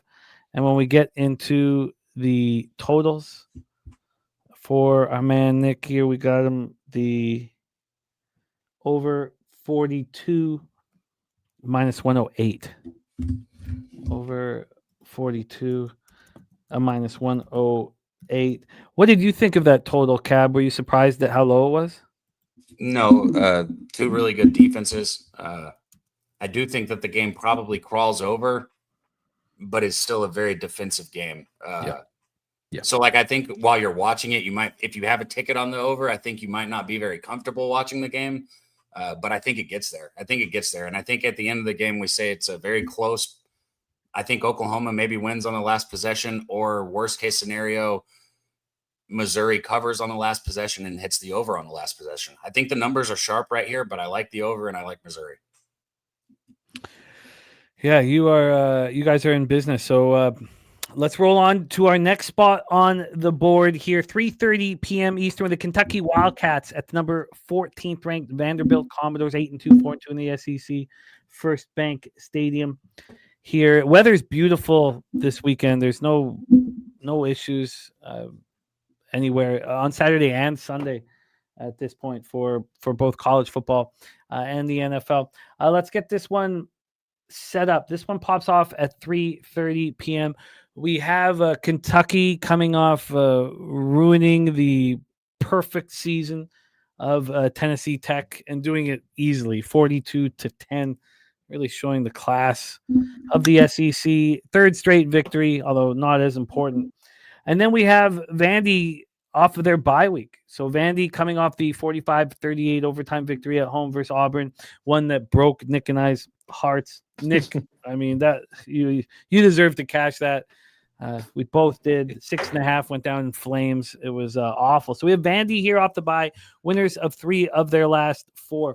Let's take a look at the line history and the cash flow and send it over. We'll have Daby Cab here hit lead off in this Vandy spot. Let me just get to the line history quickly. And here we go. We have a total of 53. This opened up at 53.5, got up to 54, and it's back at 53. So we've had a half-point move towards the under. And then on the point spread, we have this sitting right now at 9.5. Another big spread. This one opened up plus 9.5 at minus 105. It's moved 7 cents towards Kentucky. That's it. Not moved off of that number. And when we get to the cash flow here, this would be we have 66% of the tickets and 88% of the cash on Vandy, and this line not moving 1 cent. Daby Cab, Wildcats, Commodores in Nashville, Tennessee. Take it away. See, the thing is, I messaged you earlier and talked about the line. With college basketball, it's so different. With this, I think you got to listen to it and pay attention, but you have a longer period of time for that line to develop and things to happen. This is such a different situation. Like, it matters to me that I hear that, all the money's going on Vandy and it's not moving. Vandy plays with their food. I mean, go look at, any of their games. You just touched on the Auburn game. They had to win that in OT. The Texas game, they were losing terribly the entire game. Made it a very close football game, coming back. Missouri came down to, the very end of the game. LSU did. They lost to Alabama. I mean, 9.5 points, that's a tall task for this Vanderbilt team to cover, in my opinion. What I will say, though, is I don't want to take Kentucky here. They beat Florida, which I guess you can kind of call it a rival.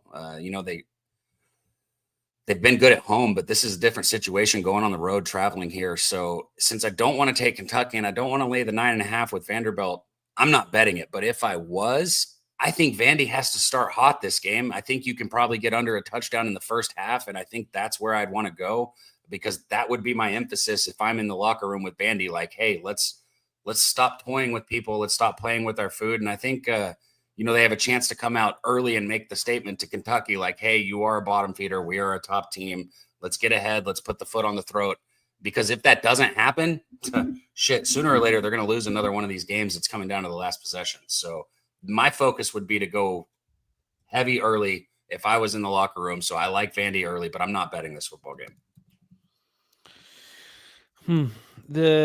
I wonder if it's, I wonder if this is a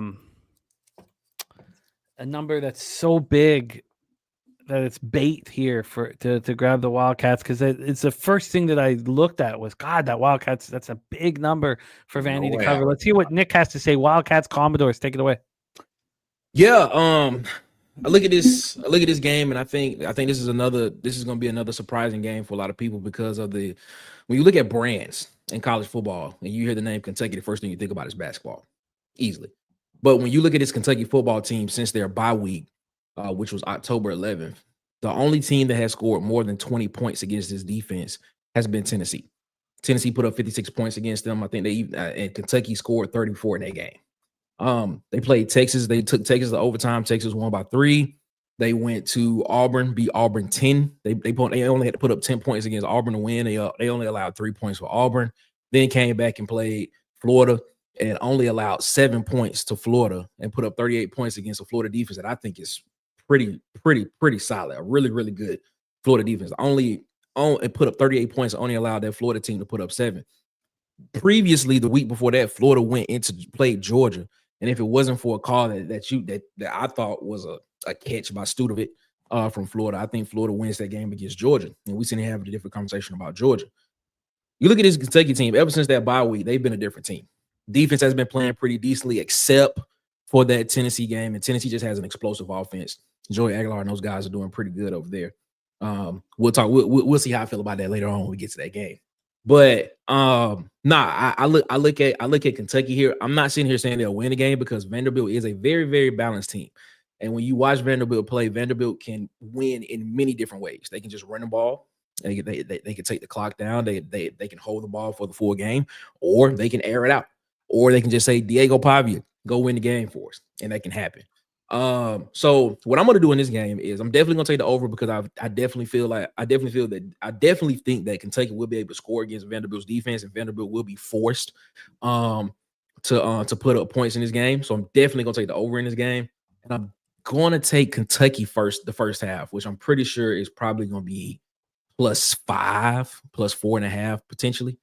If you can let me know what that is. I'm taking Kentucky plus the points first half.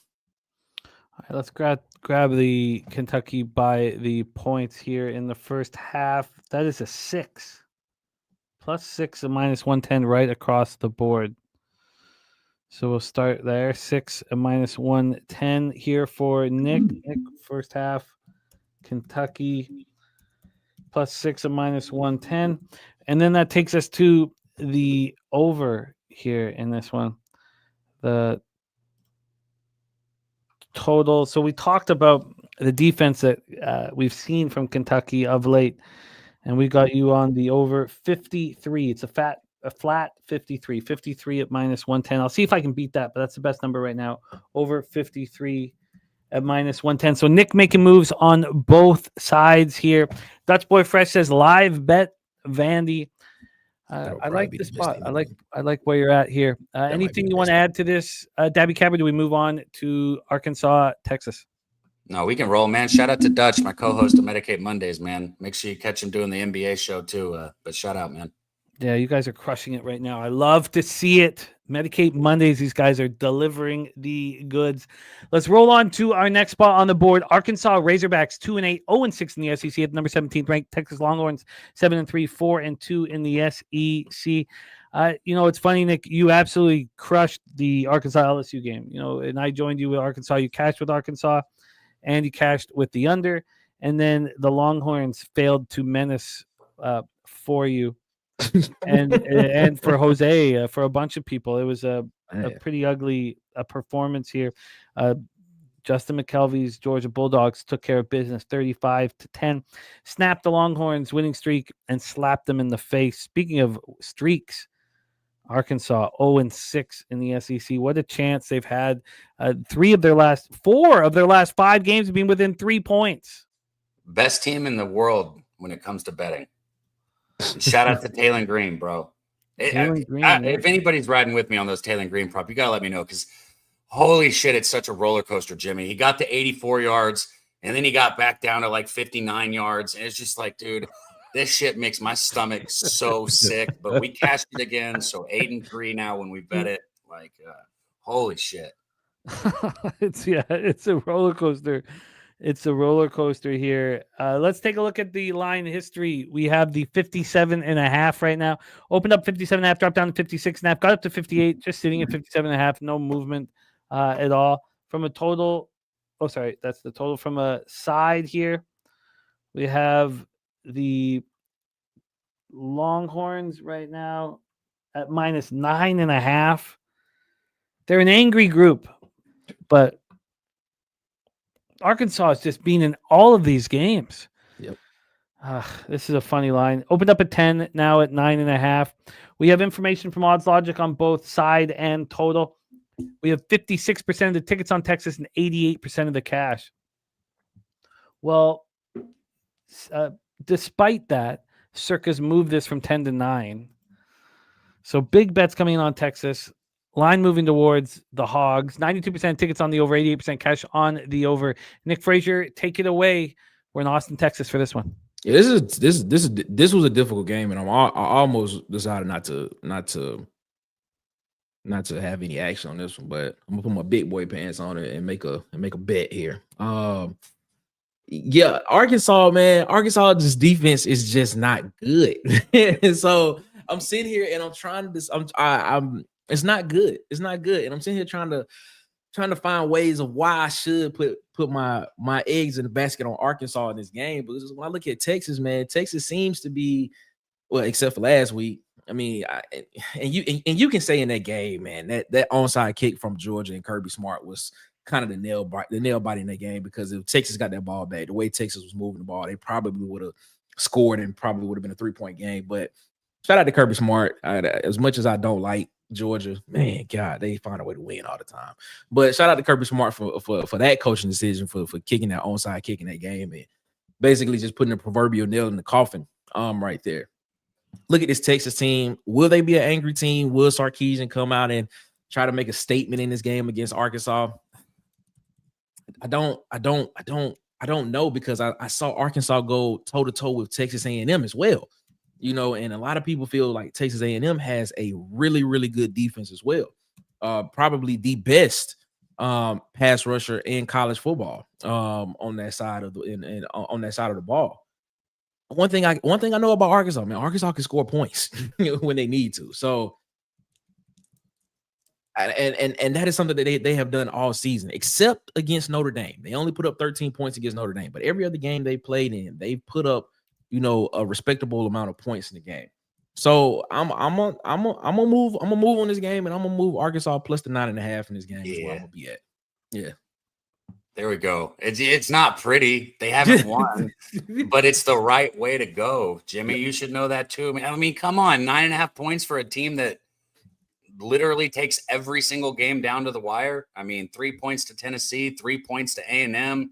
The Auburn game came down to the wire, even though they lost by a little more to Auburn, but it still was a close game. Mississippi State, they lost by 3. LSU, they lost by 1.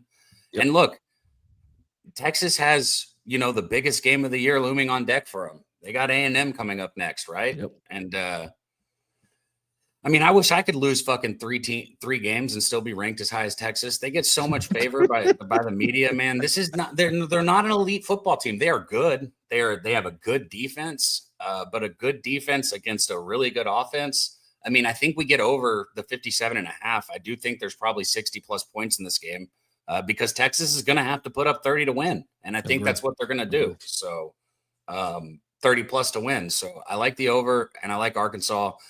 I don't think I'll get there on Taylor Green's prop just because of Texas's front. And like I said, he was at 84 yards and then 11-yard sack, 7-yard sack. Just fucking blink my eyes and the yards start coming off. With Texas, I see it kind of being like Auburn. They're going to get home too many times. but he'll be able to do enough to score points for this Arkansas team. So I like Arkansas and I like the over, but I haven't bet it. Let us know if you do pull the trigger. Look, I understand Arkansas has been making us a lot of money. I'm not going to back Texas here, but I can't fade them after getting destroyed 35-10 and embarrassed. They're not actually ranked number 10, are they? 17. 35-10 just in the game. Oh, sorry. No. Sorry, I said they're not actually ranked. Yeah, they're 17. They're ranked 17. Okay. So, I agree with you, both of your caps. I can't sell Texas.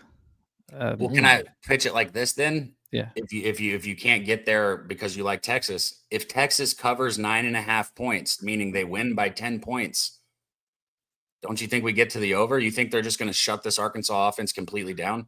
Oh, I know. I agree with you, but I also agree with you that Texas is not that good. Mm-hmm.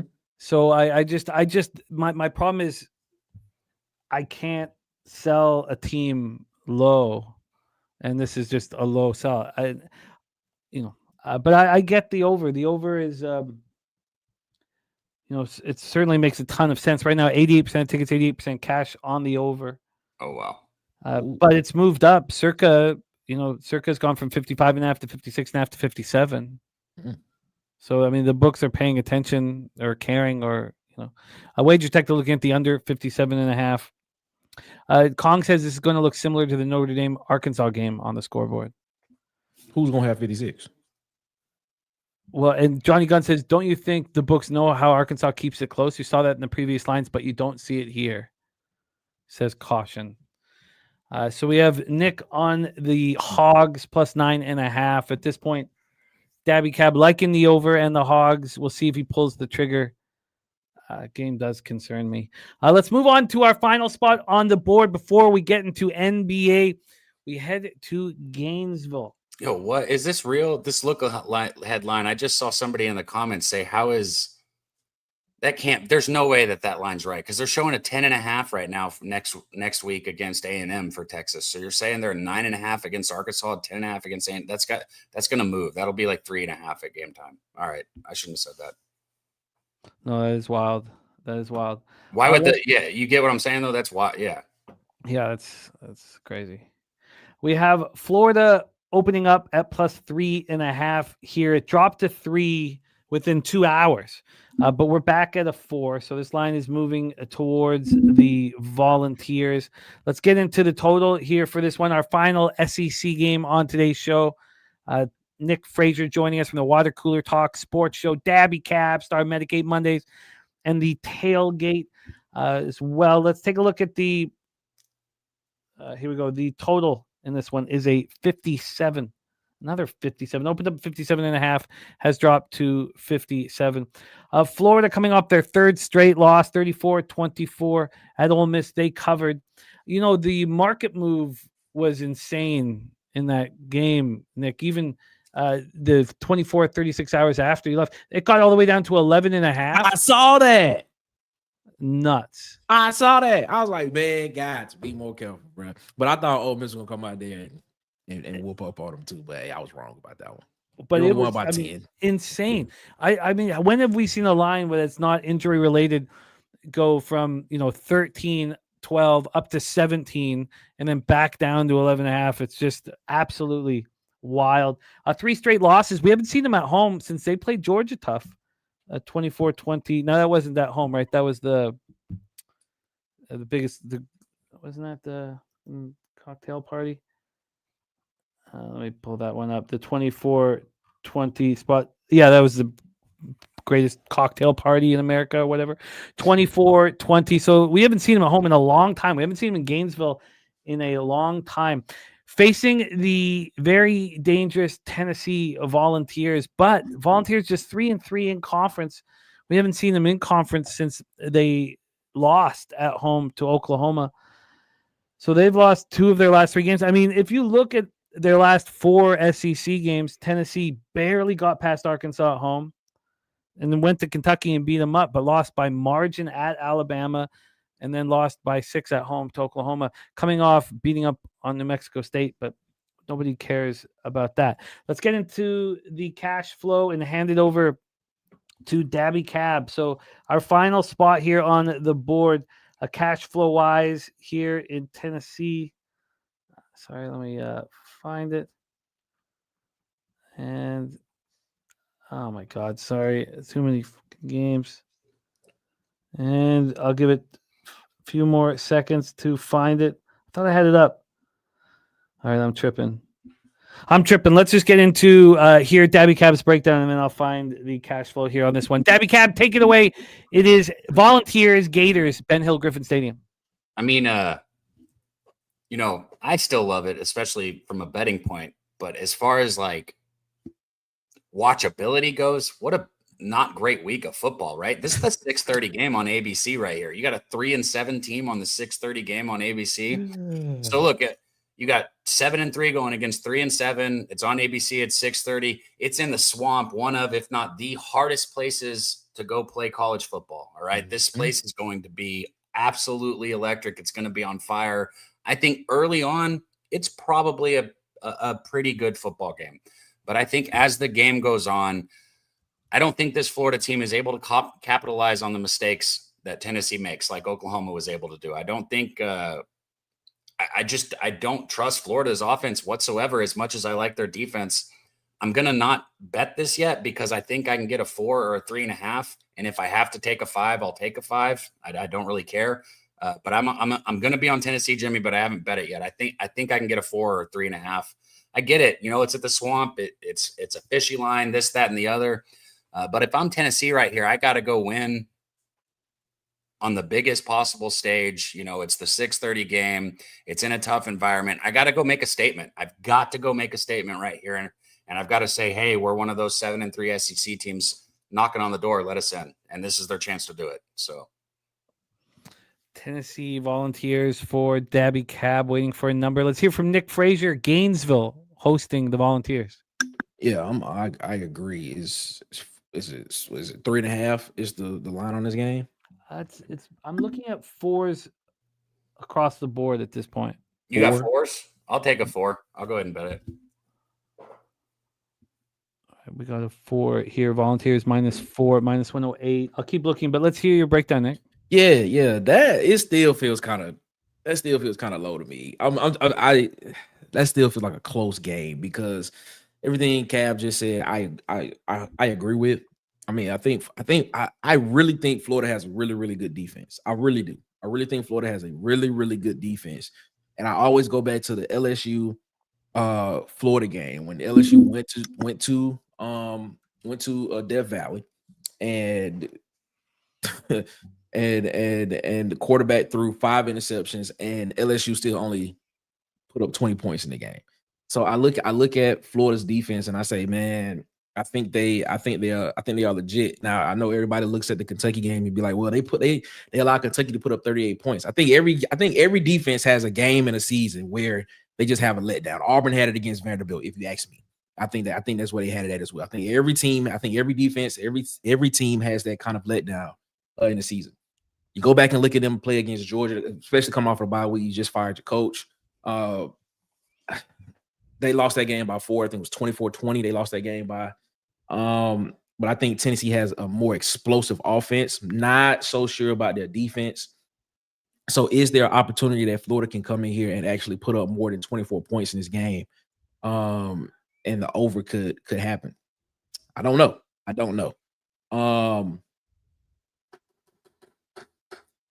But I will say this. Did I just change my mind? I think I just changed my mind in the middle of you me. There are a lot of like where I think we like because I've watched your show, man, and you like the idea of having a conversation about it. Yeah. More so than like coming in at it and hearing what you're saying, dude, and thinking about it. I agree. Like, here's where I get it. I think the number is so small.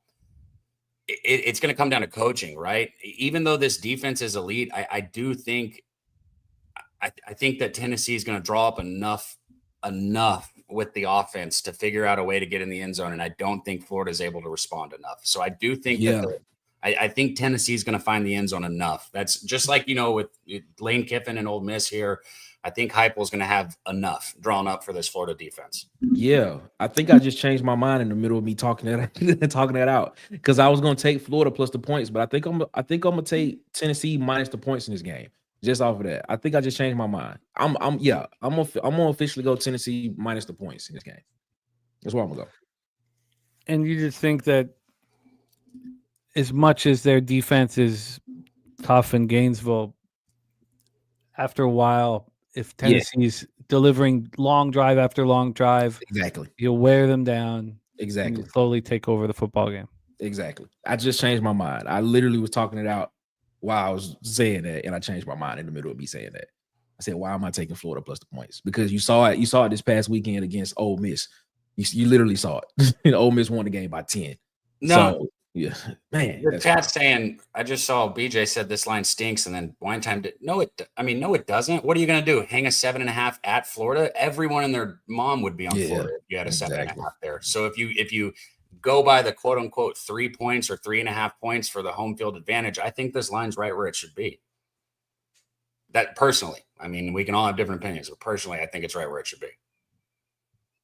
This will be a fun one. We do have it's too bad we don't have a monster game at this time because we have the UFC starting really early on Saturday.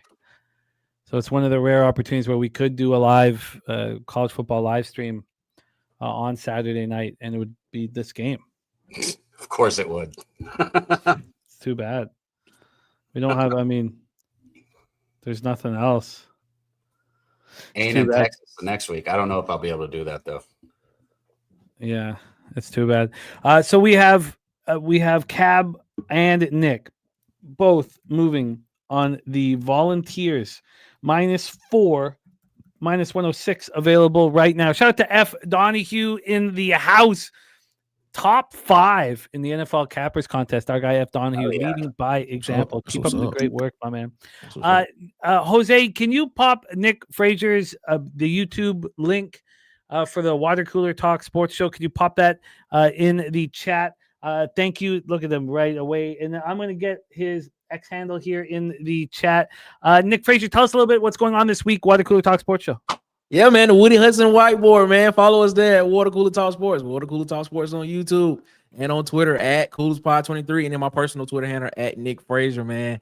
Auburn's getting ready to play Mercer this weekend, so we will be discussing who will be Auburn's starting quarterback because Ashton Daniels will be sitting out to preserve a red shirt for potentially coming back next year. We still don't know who's the coach going to be next year, but we'll be talking about that. We'll be talking more about this. Who potentially will get into the playoffs out of the SEC? Will it be 4? Will it be 3? Could it be more? So we'll be talking about that as well. We'll be on tonight, 8 p.m. Eastern, 7 p.m. Central. We'll be on tonight, Water Cooler Talk Sports, YouTube tonight and Friday. Of course, we'll be on 8 p.m., 7 p.m. Central. And then, of course, on Saturday, we do live stream where we live stream games. So come check us out over there, man. We'll have a good time, man. But we appreciate y'all so much, man, for allowing us to come over here every week and talk some ball with y'all, man. Appreciate y'all so much as always, man. Thank you. I love it. There's our guy Nick Frazier in the house. Hit those links. Support our guy Nick Frazier and Daby Cab in the house. Pop his X handle. What a great start to the college basketball season, and you've been delivering the goods in the college football season as well. Tell us a little bit about what's going on for the tailgate on Saturday. Oh, man, guns, wine time, my dudes, best bets. We got Kong, Gorky, Stacks rolls through. Sometimes Dutch does. Every Saturday morning we get on there. Instead of just breaking down every game, we break down all of our bets. We give you guys our best bets. We go right to the action, get a lot of good action from the chat as well. Every Saturday, we've been growing too. We hit 1.3K views, so shout out to you guys for that. I'd love to see us hit 1.5 before the end of the season this year. Show that we want it back for next year. But Jimmy, I'll be here again, I think, tomorrow or I'm sure Friday with you for college basketball. So let's keep rolling, man. I love you guys, and I'll see y'all soon. There he is, Dabra Kadabra, the Magic Man. It is time to move on to the NBA, and this is my first opportunity in a long. Oh, we've lost him. Jesus. Okay. All right. I guess it's no longer backstage. It's a good thing I didn't introduce him. But I imagine that he's coming back. He's coming back to us. I'm very, very excited to be back in business with your next guest. Many years I've had the pleasure of rocking with him, and he made his season debut last Wednesday with Jose Bouquet. And now I get the pleasure of hammering a big, juicy NBA card with them. So without further ado, from Los Angeles, California, please welcome our friend Darryl Rice to the show. Darryl, what's good, man? How are you?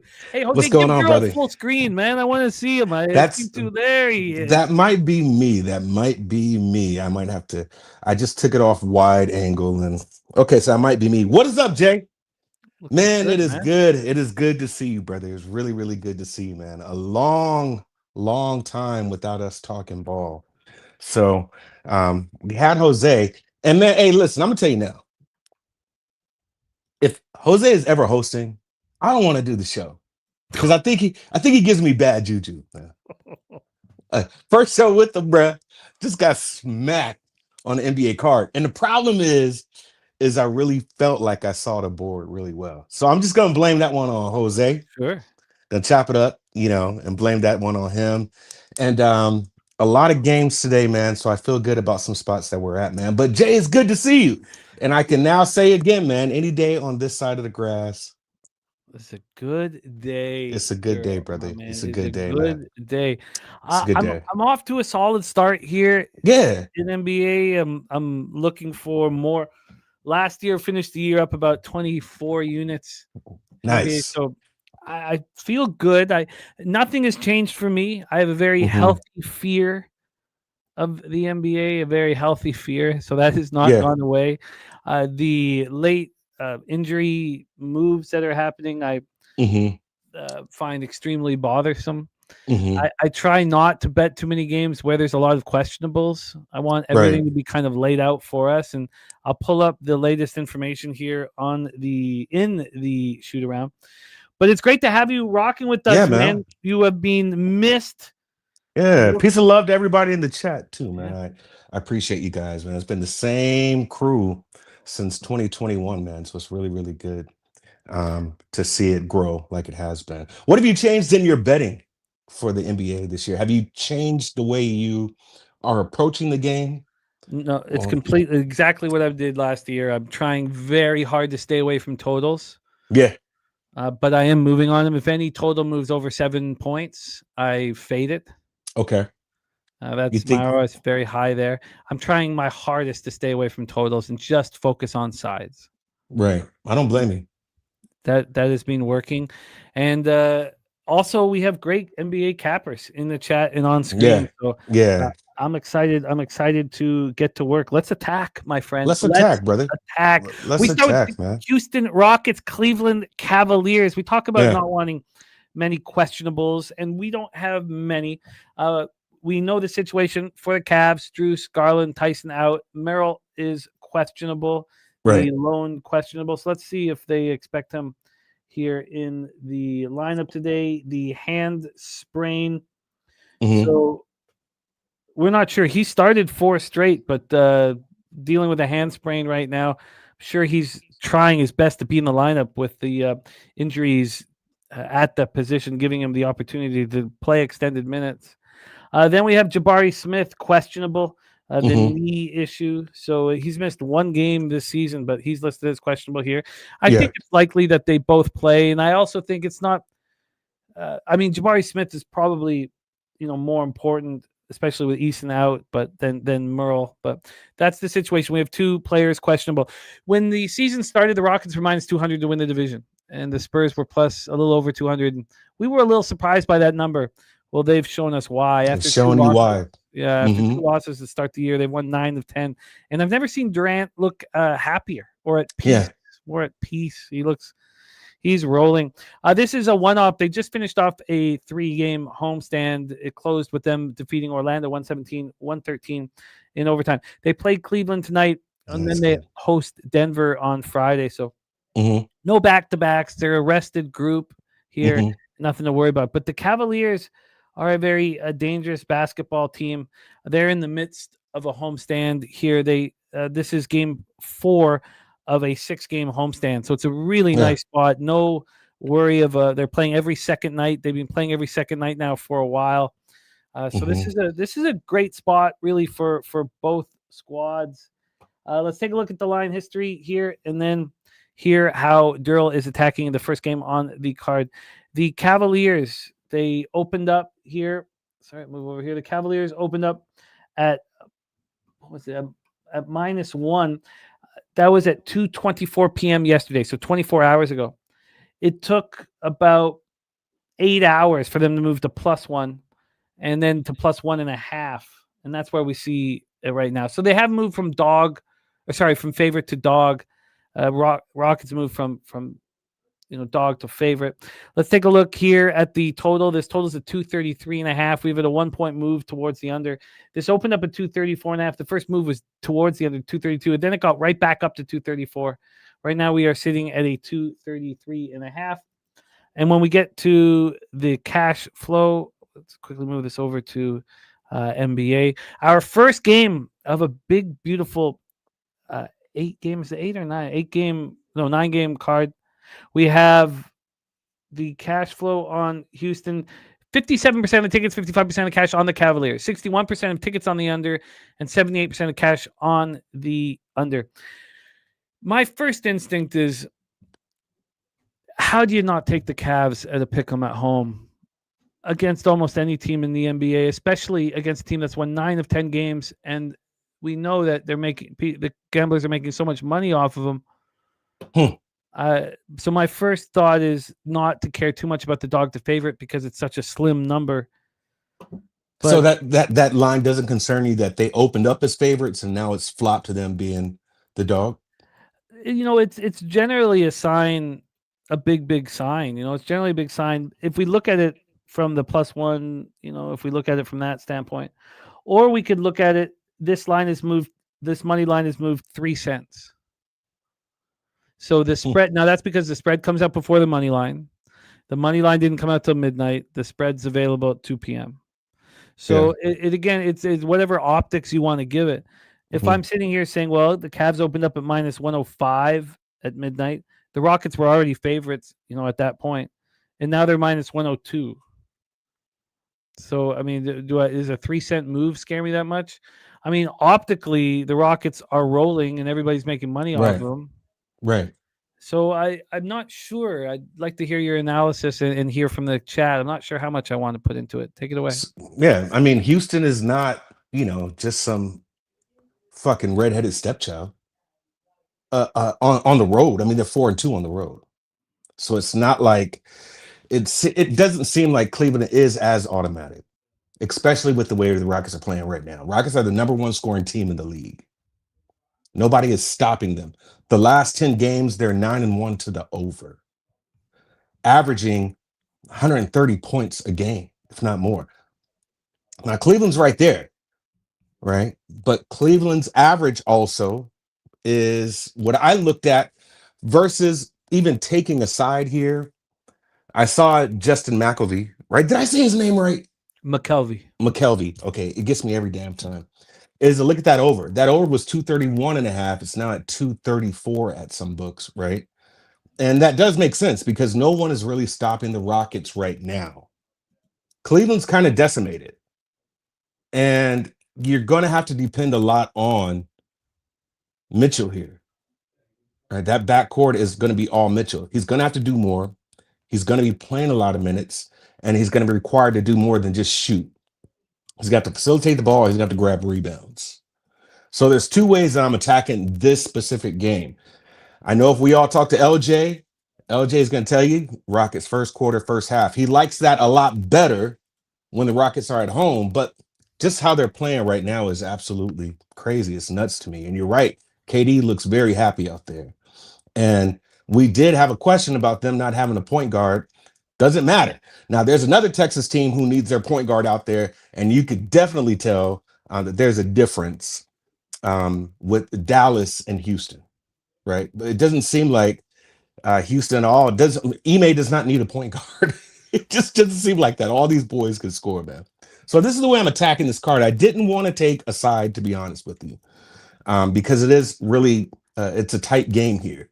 But I do like Houston Rockets over 117.5 points for the team total. That's one way I'm going to attack it. So I made that official. Houston Rockets over 117.5 points. I got that at minus 115 for my book. This is another way I'm also looking.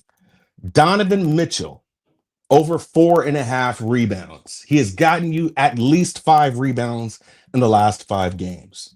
And now you're going to have to ask him to do just a little more with no Max Strus out there. Obviously, Darius Garland and his toe is still an issue.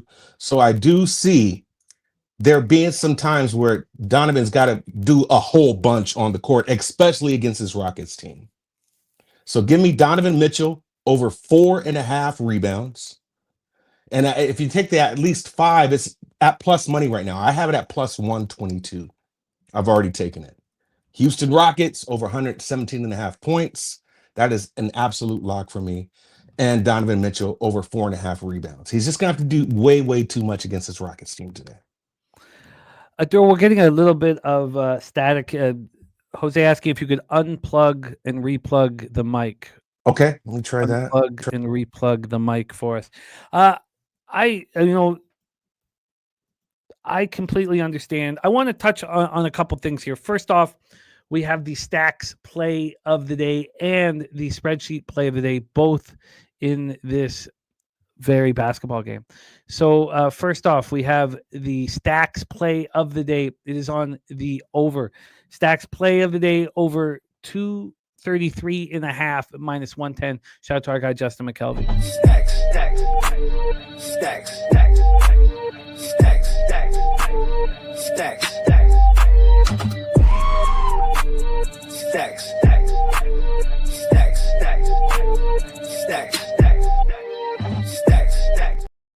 And then we have the spreadsheet play of the day from Ron Crawford on these Houston Rockets. Rolling.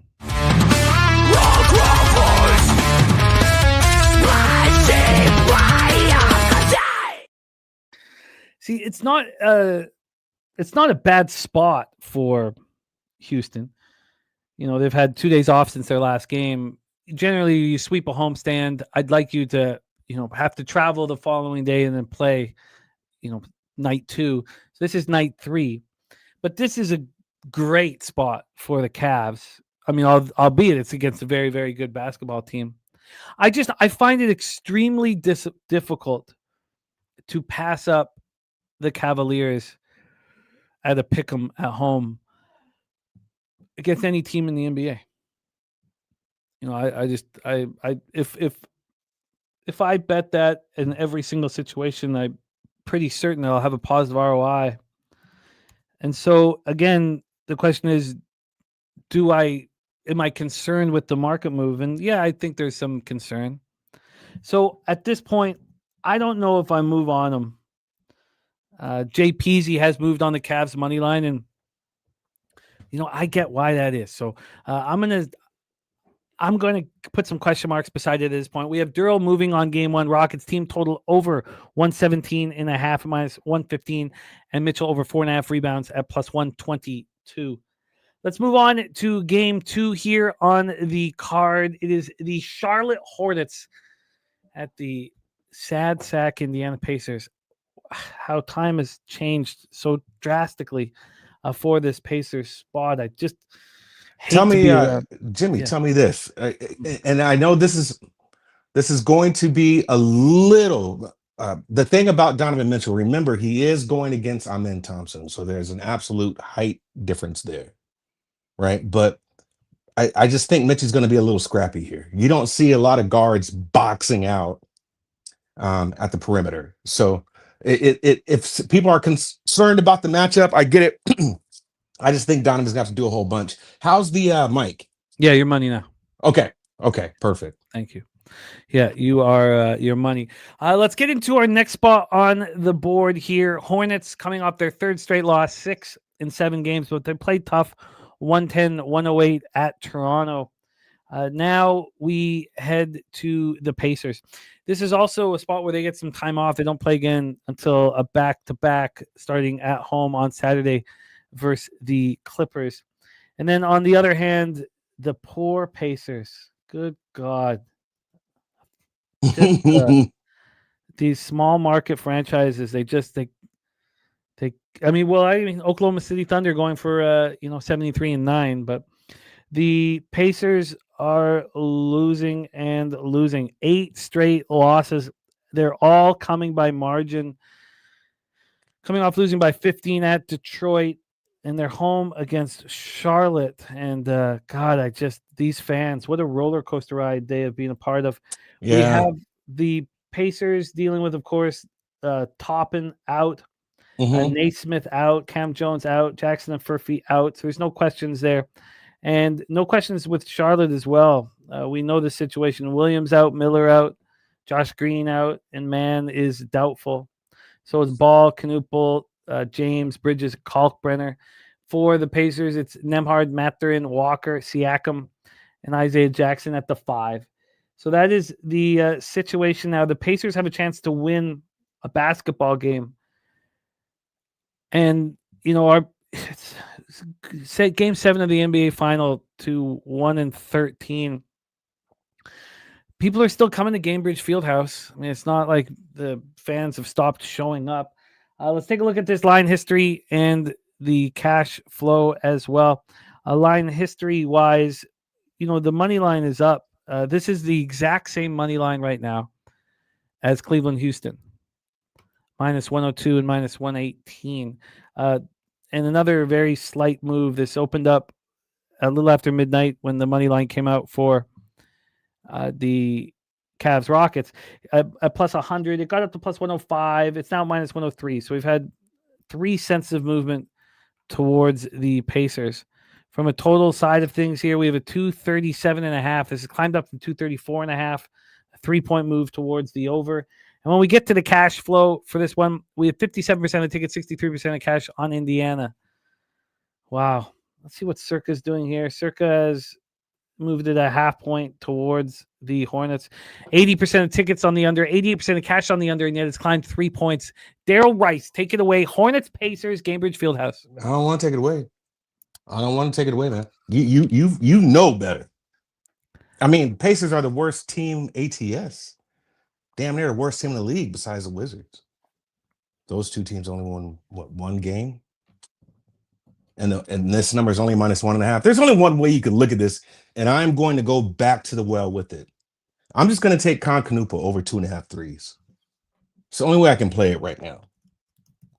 Knuppel over 2.5 threes. It's juice, but just take it. I would look at his points also. They're at 17.5, but I feel safer with the threes because there's absolutely no perimeter protection on Indiana's end. So this is easy transitional points. Get the ball on the break. LaMelo, throw it up. Either he drive or kick it out. Khan's going to hit at least 3 threes. So just give me Knuppel over 2.5 threes. That's my favorite play in that game. As far as the side and the total, I mean, there's no defense going to be played on. Where's the defense going to come from? Yeah. So, I mean, people can look at that over also. 237 is a lot, but I'm just going to go back to Knuppel. The last time I did bet him, he did not go over his points at all, nor his threes. But I do like the 2.5 spot here. I think that's really, really good for him, especially in this situation. Knuppel over 2.5 threes, locked and loaded. And I'm going to see if I can beat the line here. But what line Yeah, did it's you get juiced. I've got -154. -154. Let's take a quick look, see if I can beat this here for our guy, Derl. Knuppel, threes. And it is, you're getting a better line than I am. All right, -154 here. -154. I want to back the Pacers. I mean, I try to think, like, when you come to the facility, are you thinking, look, we can win this game and have a little bit of confidence?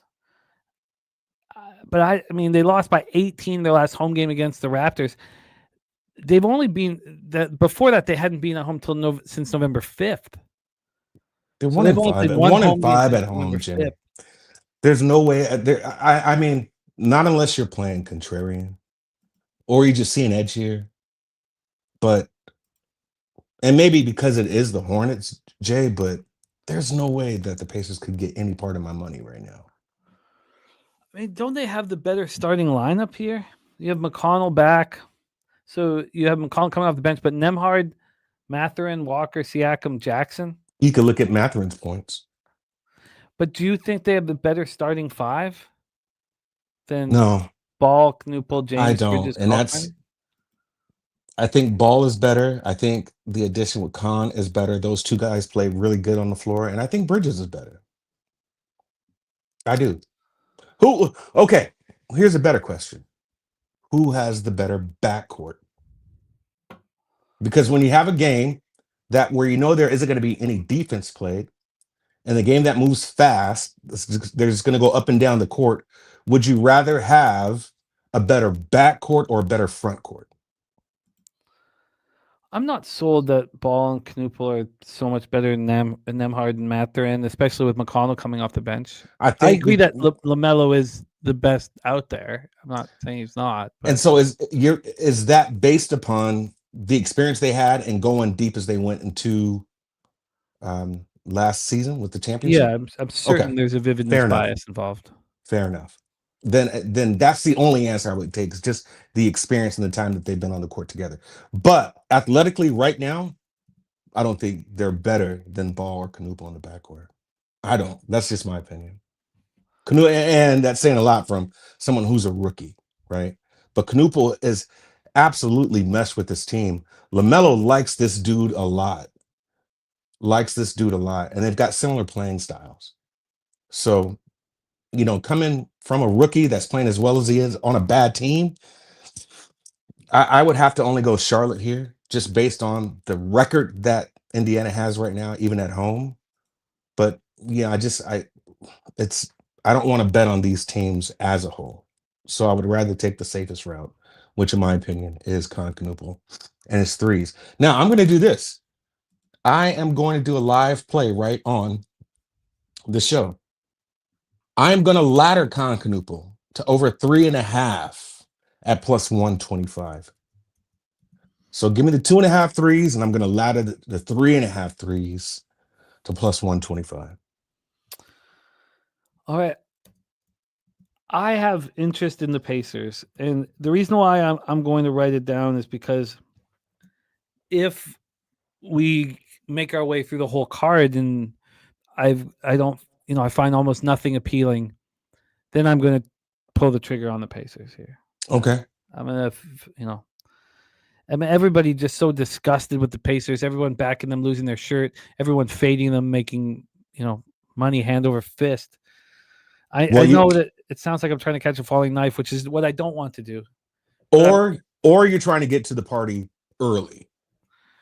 Right? I don't know if it's a party necessarily. Well, yeah. I mean, it's not. It's not, Jimmy. It's not. But I mean, if you want to kind of get an early jump on the Pacers and try to get some money while they're probably in a better position than the beginning of the year, then absolutely. Okay, let's see. We'll move on. Let's move on. We'll circle back here. Okay, we have Jose saying that static is back. He's asking if you could just refresh your browser.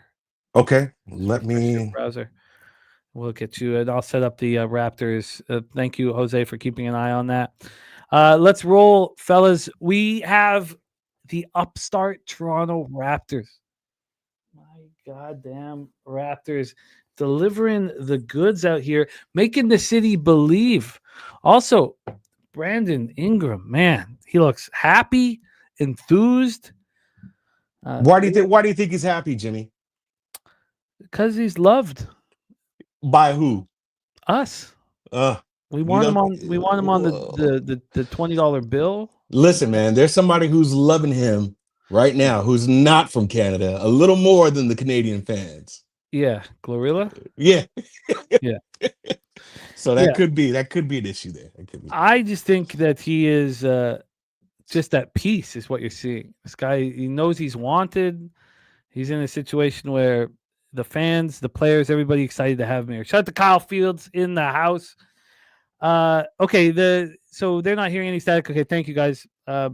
If you hear static one more time, I'm just going to take my headphones out and just work with it. So if it comes sounds back, good to me. It's and everyone's saying audio clear. So let's roll. Let's Okay. roll and stay focused here. Raptors 4 straight wins, and Mhm. look, the whole thing that threw me for a loop was that Masai left. And that had nothing to do really with the roster that he built. He was tired of having to go to MLSE, and he didn't want to have. He wanted to be the boss, and he deserved to be the boss, and he didn't feel like that anymore. At the time, I was like, does he not trust the group? I started asking all these questions, which is why I'm not on the future on the over win total for the Raptors, which would have been a very easy bet to make. They've won now 8 of their last 9, and they're playing great basketball. Now they get to face their old coach, an old nursey baby. Mhm. In Philly, we have the Sixers winners of 2 of their last 3. They just took out the Clippers at home, 110-108. Maxey went for 39. Drummond had 18 boards. And this is the first of a back-to-back. So they face Toronto tonight. And then they head to Milwaukee. So this is a spot where you need to worry about time. You need to worry about minutes. You need to worry about a lot of things. It does probably set up pretty nice for the Raptors to keep rolling here. Raptors head home. They don't play. They start a nice 4-game homestand versus the Wizards. So all hands on deck here. Let's take a look at the injury situation for these two squads. Embiid doubtful. George out. Oubre out. Murray Boyle's doubtful. Agbaji is probable. So Pirtle and Drummond. I mean, it's like old school basketball all of a sudden. Let's take a look at this line history and the cash flow, and then hand it over to Derl. We have this total at a 234.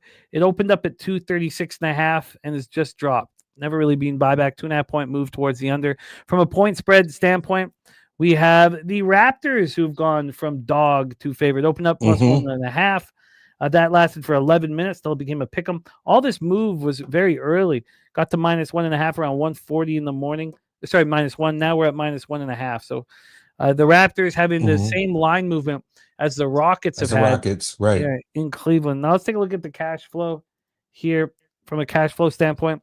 60% of the tickets, 86% of the cash on the Raptors. A lot of money on the Raptors compared to Houston that only has 45% of cash on them. And they've moved fair. I mean, that does make Houston a little bit more appealing than the Raptors in this situation. 82% of tickets, 95% cash on the under, and it keeps dropping. Take it away for us here, Darryl. Raptors, Sixers. Yeah. So this is the way it should. To me, when I see money comes in, this is how the line should move. Now, to your point, you see the money on Cleveland in the first game that we talked about, but that line has moved still toward the Rockets. You see the same percentage, not a little more, on the Raptors, and you're seeing how that money is moving toward the Raptors. So, in my opinion, that's the way the line should move versus how it did in Houston. What that tells me in Houston were there were probably some sharps that had moved that line, even with money being on the Cavaliers. Sharps moved this line too, but it moved the right way. I can only look at the Raptors here, and if I'm right, is there no Kelly Oubre today? No Oubre. Yeah. So this is what you got. You got Maxey, who's going to have to do everything, right? You got Edgecombe, who's going to have to step it up. When you have Maxey that's going to have to do everything, what I do see him not doing is passing the ball. So I would not be surprised if somebody could look if his assists are juiced to the under. If he's at like under 8 assists, I'm more than sure it's juiced to the under, and that's telling. That tells me that the ball is going to, he's a primary ball handler. He is the guy on the 76ers anyways, but it's just telling me that he's going to have to do a lot more this game, and VJ is going to have to get involved. They're going to have to sink shots, and I just don't think it's going to happen. I like the Raptors -1.5, and I have not made that official, but I just think there's going to be too much emphasis on Maxey, and I think this is the way you go with playing Toronto, who's actually looking pretty good as of late. Very good. Yeah, I also think the fact that the Sixers are on the first half of back-to-back, that's not helpful. Yeah, I know no. it's non-division because they play the Bucks, but still, And maybe it, this game is the game that will mean yeah, more to them. it's a revenge game, if you want to call it that. They just played in November or the 8th. I'm sorry. This month they played on the 8th. Mhm. And Philly got them. And it was at Philly, 130 to 120. I just think this is a more different situation here. And you've got some key people out. I don't think people really understand how Oubre has made a difference with that offense on the 76ers this year. He's really found his groove. So it's Toronto or nothing for me. I haven't made a play on that. What do you see Maxi's assists? Yeah, let's take a look here. I'll look at a couple different books. Shout out to our guy Res Mob in the house, steady Res Mob. mobbing. We have Maxi's assists at past it 7.5, but it's plus 112 to the over. Yep. So it's minus juice. 149. Yeah. So if we're looking at the prop market, that just tells me that Maxi's going to have to create his own shots, get his shots off. So maybe look at his points. But I just think that Toronto's going to have to answer for that. So it's a no play for me, but I can only look at the Raptors. Might make that official, but I should have got to it early. Yeah, I might move on it as well. I like the spot. I like the opportunity. The Raptors are in a really nice part of their schedule, which will change. And Robert Franklin says that Pirtle was out for that game that they lost. Pirtle, I mean, that's perfect. right. If you look at Andre Drummond, I mean, Pirtle is absolutely the perfect. He's not going to look slow for the first time. No, man, that makes me want to make a move on this game. Yeah, I find because that was a big difference. That was a big difference, and I think let me see something here. If I'm right, Toronto played Houston. Yes, they played Houston, and Pirtle wasn't in that game. They lost 121 to 139. Just no height on the court. I'm going to come close to that. I'm going to look at that a little more, but I think the play is absolutely the Raptors here. Yeah, I like the spot. I agree. I think my card's coming together here, but there's some uncomfort in all three of these games, but we'll see how we'll have it all together by the time we get to the end of this. Let's roll on to our next spot on the board. We have the Golden State Warriors 9-7, 4-7 on the road, 5-0 at home, and they've been on the road for a long time. The Miami Heat 8-6, 6-1 at the Kaseya Center in Miami, Florida. This has been a long, grueling road trip that ends tonight. Opened up with that 24-point loss to Oklahoma City. Then they took out San Antonio in back-to-back games in impressive fashion in San Antonio, of course. Then game 4 of this trip, they took out the Pelicanos by 18. Game 5 of this trip was last night. They lose 121-113 at Orlando. And now the road trip comes to an end. Steph out, Horford out, Kuminga out, Melton out. Buddy Hield, Draymond, and Butler all questionable. Ugly stuff. Now we see teams step up when they're missing their star players. This is a lot of star players to be missing. So Hield's sick. I don't see why they. I mean, you have to think that they don't bother here. Draymond Green is sick as well. Another thing that's not worked is betting against sickness. My ROI is negative betting against sickness. When you think a team's just hammered with the flu and you have bet against them, that's not worked in the 10 years of looking at those spots saying, oh, we have an advantage here. On the other side of things, of course, Hero out, but Bam is questionable. So is Jovic. Let's take a look at what if Bam was out there today, upgraded to questionable. So he's missed 6 straight games, did return to practice on Sunday. So now will Bam be in the lineup here? This is an absolute mess. So shout out to Just My 2 cents in the house. Let's set up the line history. We have the Warriors plus 8.5. They opened up plus 6.5, got up to 9 before there's a little bit of buyback. And then on the point spread right now, we have these Golden State Warriors. Oh, sorry. On the total. Sorry about that. Here we go. On the total. We have this right now sitting at 234. It's come up from 230.5, so a 3.5 point move to the over. Opened up at 230.5 and it's just made its way up. Got to 234 at 11:20 a.m. Dropped again. Now back at 234. We take a look at the cash flow for this spot. We have 53% of tickets and 74% of cash on the Warriors. Wild. Circus moved this to 9. 62% of tickets on the over, 56% cash on the under.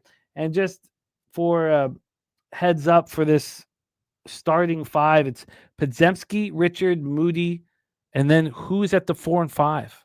Who cares? Take it away. Oh man, come on, Jimmy. We've been doing this shit together for a little bit now. You know what I'm going to say about this game. You know what I'm going to say about it. I don't give a fucking shit about this game at all. At all. And really, what set it off for me really was, did you see that comment Steve Kerr made? No. About the league being unfair to their team at the beginning of the season, like how they've been in 13 different cities in under a month. Like all this traveling they're doing. Like I just think they want to pack it out, man. I see right now an 8.5. So that's kind of telling me maybe Bam does play here, but there's no interest I have in this game at all. Because Golden State doesn't have any interest. They have no, man, they are ready to go. They could care less about this game. Now, does that, like to your point, does that mean that we just automatically play Miami? No, but that's the only way I could look. Right? That's the only way I can look right now. They are absolutely great at home, and their home spread is 6-1. Right? So they are covering these spreads at home. They've only lost one game at home. Golden State, not so much, man. Here's a funny thing. All of their 7 losses are on the road. Right? Yeah. So they don't win on the road. So maybe this is one of those, are we overthinking it? Right? Like this should just be a Miami Heat spot. You can't raise the line high enough, but I absolutely think that there's no way that this game doesn't go into the hands of Miami Heat. And I don't think that this game goes even remotely close to the over 234.5. I don't. So I could only look at maybe the under in this game and the Heat, but I don't really have a strong interest in this game. The more I'm talking about it, I don't see how Miami and Golden State gets to 234 points. If I'm looking, opponent points per game, Miami is 23rd in the league, giving you 127.5 points. So that says something there. And Golden State giving you 111 points in the last 3. Their average is 114, and Miami's average is 121.5. So Miami's letting a lot of points go. Now, does that help with Bam coming back in, which that line tells me he is? Yeah. Does that help the under? That absolutely, you don't have your scorers out there for Golden State? Yeah. So maybe the 234 under is a spot to look at, but for right now, I'm going to just stay off of it. 10 years ago, I'd be hammering the Heat, and then I would be sitting there going, how did I lose this? How could I possibly lose? I hate the NBA. Now I know that. So if that's the case here, and we know what we're going to see, you're going to see Gary Payton, Quentin Post. I mean, we got to see Trace, right? Is Jackson Davis going to get run now? Everybody should get run. I mean, everybody should get run. This is already chalked up as a loss. And I'm going to tell you why. Golden State's record is actually better than what it should be. They've won some games. Primarily, one of the games that they won that they should have lost was that San Antonio game. Oh, but I mean, right? if at the end of the game, you think it's best to have De'Aaron Fox shoot a 20 absolutely, rather than lob it to Wemby. Right? There's no way that that ball isn't in Wemby's hands the last play of the game. You deserve to lose. You deserve to lose. Yeah. Right. So, and there's a couple of more because they played. I want to say they played San Antonio back to back. Yeah, in San Antonio. Yeah. So, quite honestly, when you're talking about veterans and when you're talking about this long extended season, there are absolutely scheduled losses that the coaches know and the players know. right? And if they can ink out a win, then it helps them with another game that possibly, if they were all healthy and everybody was playing, they should win. But best believe, man, best believe that these veteran players and these coaches know exactly where their record should be. And they know at this point of the season right now, not even a quarter way into the season, but where they should be and where they are. And in my opinion, Golden State should have a worse record than what they have right now. Right. So this one here, to me, I would not be surprised if Miami Heat absolutely blows these guys out of the water in the first half, and then from there, it's just like, all right, let's just get rid of this game and let's go, pack it up and get out of here. We've been in Florida too long. So yeah, it's going to be the under or nothing for me here the more I look at it. I feel that, but that 4-point move towards the over, it's not stuff I want to mess with. That's Just very true too. Taking the Warriors money line. Wow. What? So 10 years ago, I would be now again, and I'm not telling you that like as if this is a winning formula, but 10 years ago, I would be hammering the Heat. I understand that this is how the NBA likes to cut your throat. So now that leads me to the Golden State Warriors first quarter. Yeah. Now, I'm not going to bet it right now. I do want to see who's in the lineup and who's not in the lineup. But when the Heat get to the court and they look out and there's no Curry, there's no buckets, there's not even Kuminga out there. It's hard for them to be locked in completely when you're going to have a bunch of Warriors players who are like, oh, I get the ball in my hands all night. Mm-hmm. Mm-hmm. I'm going to sit with this for longer, but it feels like it's a possible Warriors first quarter spot.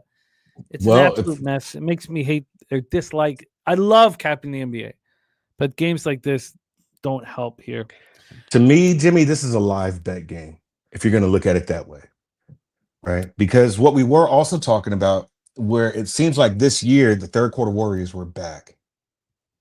You saw them come alive in the third quarter after those adjustments were made, but didn't work for Orlando yesterday. Came kind of close, but you would have thought they would have taken the lead. They haven't. So I would live bet this game if it looks just a little too ugly. I'm going to sit with this for longer, but that's the direction I'm going in. This is back in the Warriors first quarter.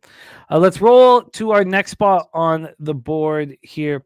We have the Denver Nuggets at the New Orleans Pelicans. Mm-hmm. Neither team on the first of a back-to-back, so we can expect all hands on deck. We will take a look at the injury report. We know Brown's out. Christian Brown's out. Aaron Gordon is questionable. We'll go into all of that. We know, of course, Zion. Why don't we just go to the injury report? God damn. Zion is questionable right now. Let's take a look. Saddiq Bey questionable as well. Let's see. Can we get Zion out on the floor here? He can't be. He says he's close. I mean, he's not out. He's missed 8 straight now. Again, I don't know if you want him out on the floor. I mean, you would in the long run, but the first game back, I don't know if you'd want him. Saddiq Bey right now, he is sprained left ankle. He missed the last game, so we'll see if he misses this one too. Oh, that's not fun. And then Aaron Gordon. Aaron Gordon here is listed as questionable, and but they think he's just going to rest. It's just hamstring management. So I would assume that Aaron Gordon is resting. The Nuggets coming off the 130-127 loss at home to the Bulls. That was a spot that my dude told us about during our live stream. Great work, my dude. That snapped the Denver Nuggets winning streak. They were just winning by margin in every game they were playing. And then the Nuggets put a halt to all of that. Going up against the Pelicanos team that's just trying to get the number 1 overall pick. That was a 7-game winning streak snapped. They head to Houston tomorrow. They don't play till Friday, but that's the first of a back-to-back. So this is the first of 3 of 4. You would imagine that they're not going to play anybody heavy minutes. There'll be a real soft situation here. The Pelicans, on the other hand, are not winning. They are losing by margin. All of these games are losses by margin. They've lost 6 straight basketball games, coming off a 126-109 loss at home to Oklahoma City. And now they face Denver, and then they head out on the road to play Dallas. Let's get into the line history and then hand this over to Darryl Rice joining us. We have a total of 234.5. It's juiced to the over. It opened up at 232.5. Now we have a 234.5, a 2-point move towards the over. From a point spread standpoint, we have this sitting at 14. Pelicanos plus 14. Opened up 13.5, got to 14.5. Now we're sitting at 14 flat. And we get to the cash flow here for this one. We have, we have 70% of tickets, 72% of cash on Denver, 60% of tickets, and 57% cash on the over. Darryl Rice, take it away. Nuggets, Pelicans. I'm going the opposite way here. And I'm making this play right now. I'm taking the under in this game. I am absolutely going to take the under in this game. And here's the reason why. Last matchup was October 29th. That game was 122-88. And the main issue that you had was, honestly, the Pelicans couldn't get any boards. I don't care if Zion's playing or not. There's no match for Joker. Absolutely not. And this is a top 3 offensive efficiency team in the league right now. Like I think they might be number 2, but they're sitting right under Houston. And who is Denver playing their next game after this one? Houston. So I just don't think that there is much motivation for this game. And maybe that's the way to also just go contrarian and take the Pelicans and the points. Maybe they cover that 14.5. I personally just don't think that the Pelicans are going to score at all. I mean, they're barely scoring. So 234.5 is a large number in my case for a team that may not be that motivated. They're going to be more and ready to get up against Houston and against a team that's barely scoring 100 points. OKC, they put up 109 points. Golden State, they put up 106 points. Lakers, 104 points. Portland, they lost that game, but they put up 117. And then Phoenix, they lost, but they put up 98 points. Just who is scoring for New Orleans right now? And they're on a 6-game skid, man. I just don't see a team like Denver allowing them to get up and down the court and score. And I don't see them getting any second chance points off boards. I don't see it at all. So the only way I can look at this game is to take the under. And I don't really look at unders a lot, but in this position here, I see a not really motivated Denver team to go out there and just beat the brakes off these boys. They're just going to play their game and the chips land where they must. But do I think that they're going to try to play a hard game against New Orleans when they got to get on a plane and fly to Houston, a game that they're going to be more motivated for? I don't see it. So give me right now, I'm looking at the number that I'm getting with my local. Give me the under on this game. I'm looking at 234.5. What are you getting offered? 234.5. I see 234.5 minus 110. I'm taking that now. And it's funny that the scoring's gone up. So this is the first thing I think about, Jimmy, and tell me if I'm wrong. And maybe the fellas in the chat, ladies and gentlemen in the chat, you can do the same.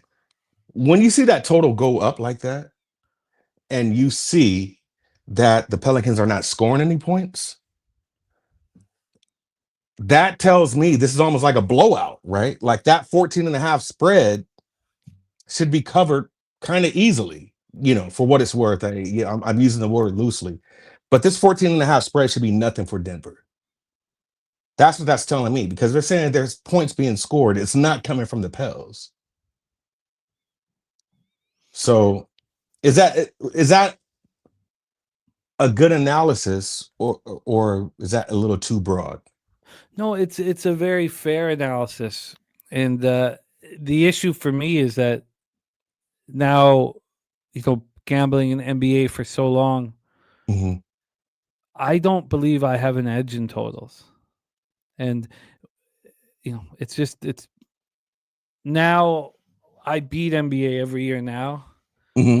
And it's because I stay like, yes, I agree completely. Why is this going up to 234.5? I guess they're saying Zion's in, which I agree doesn't matter that much. Doesn't matter when you're playing against Joker, man. Like I agree. It's just, the very important thing about tracking your action is to see what's working, what's not working. And I am an under better. So this makes perfect sense. Why has it gone up to 234.5? Those are questions that I can't answer, but that makes sense to me. I'm not going to bet it. I'm trying very hard to stay off of totals here, but I don't know if the Nuggets, you want to say, oh, the Nuggets aren't going to be that locked in. They got Houston on deck, but they are coming off of a loss where they didn't like their game. I mean, you can imagine that Jokic's not going to play the entire fourth quarter because they're up by 30. And Saturate says Nuggets won't let the first half go down the way the Bulls game did. Remember, the Bulls got up by 20 fast in that one. So, Derl on the other 234.5. Yeah, do you want to jump in? No, go ahead. I would say maybe this is a Denver first half spot. Maybe you get locked in and motivated in the beginning, and then just once you know you've got the edge on the team, you're just kind of playing. Just what do you call it? Play not to lose game versus play to win. I think you'd want Zion in. I don't care if he's in. You want it for the Nuggets because I fear when teams are missing their star players that there's a bit of a relaxed nature.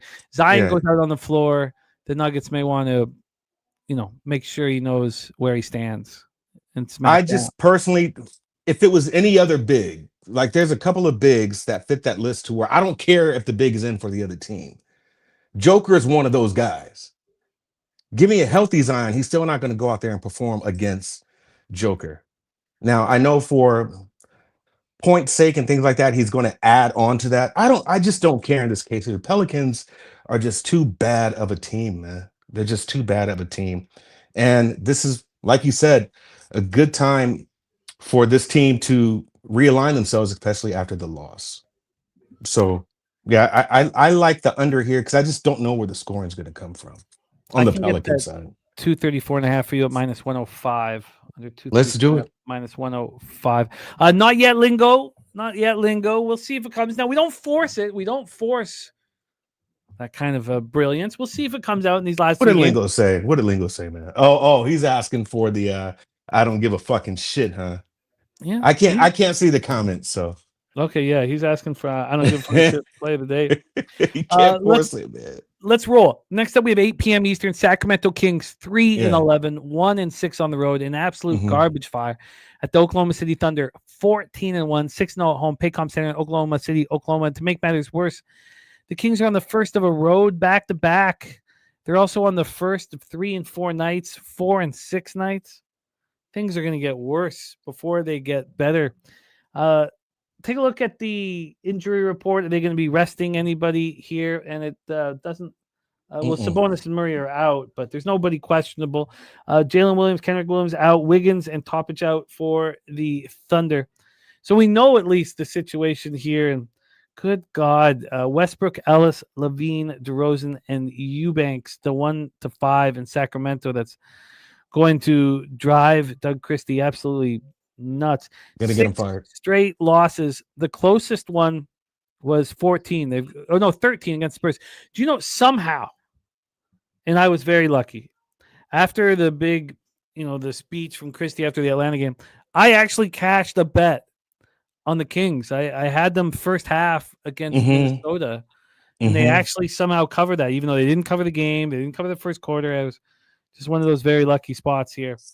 I don't want to test that again, but they face this Oklahoma City Thunder team that comes home. They are rolling right now, winning games by 30 plus every night.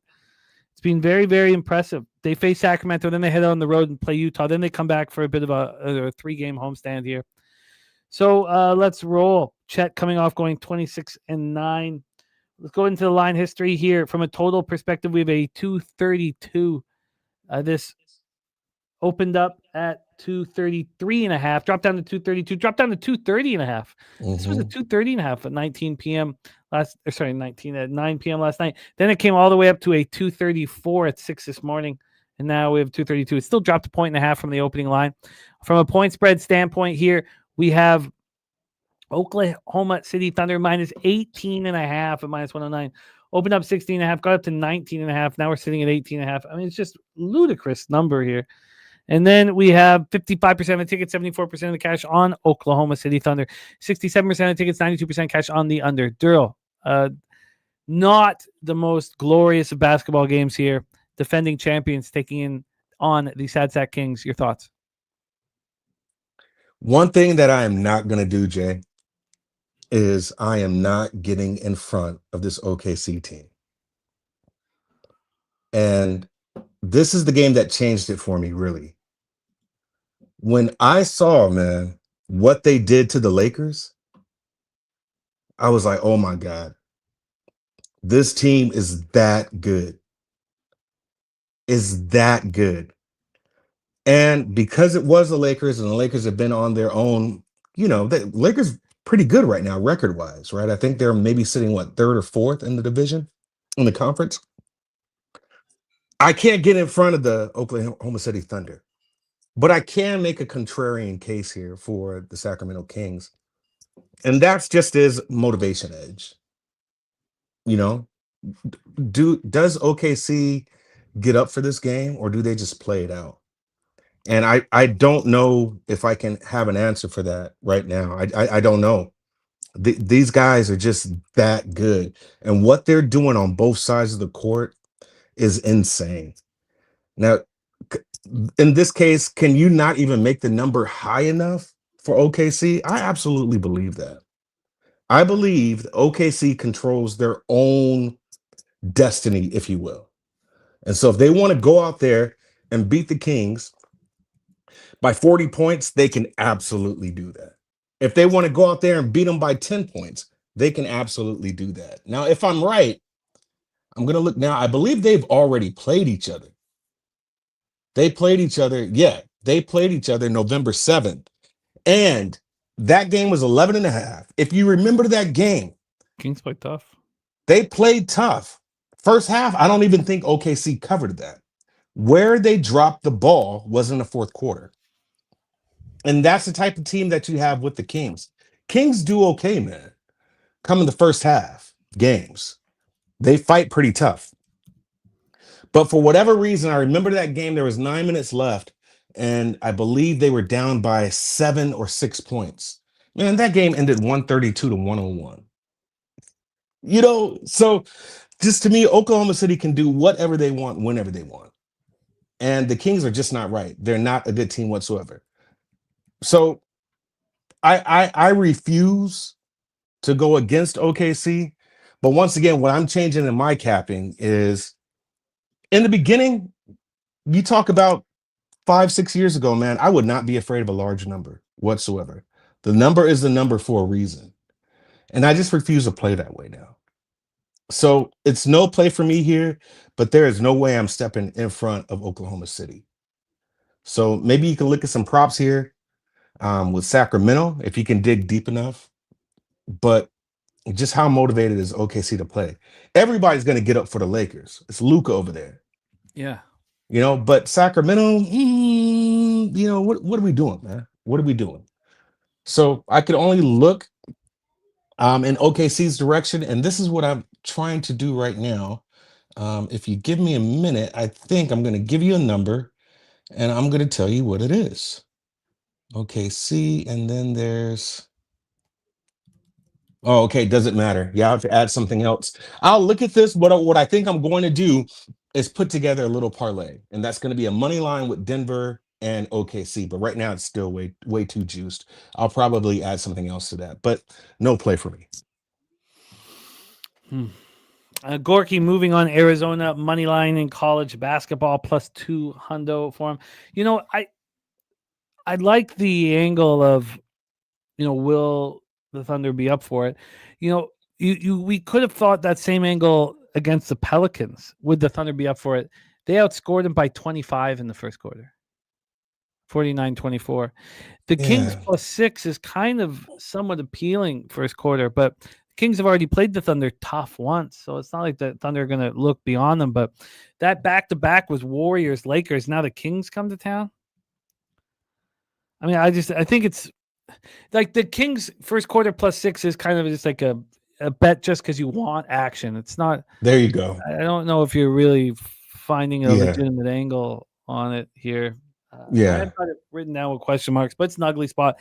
But we got a couple more. Let's see if we can find some action here in next spot on the board. New York Knicks 8-5, yet to win a basketball game on the road. Here is their chance of Dallas Mavericks 4-11, 3-7 at home, American Airlines Center in Dallas, Texas. What a garbage fire the Mavericks have become. Good God.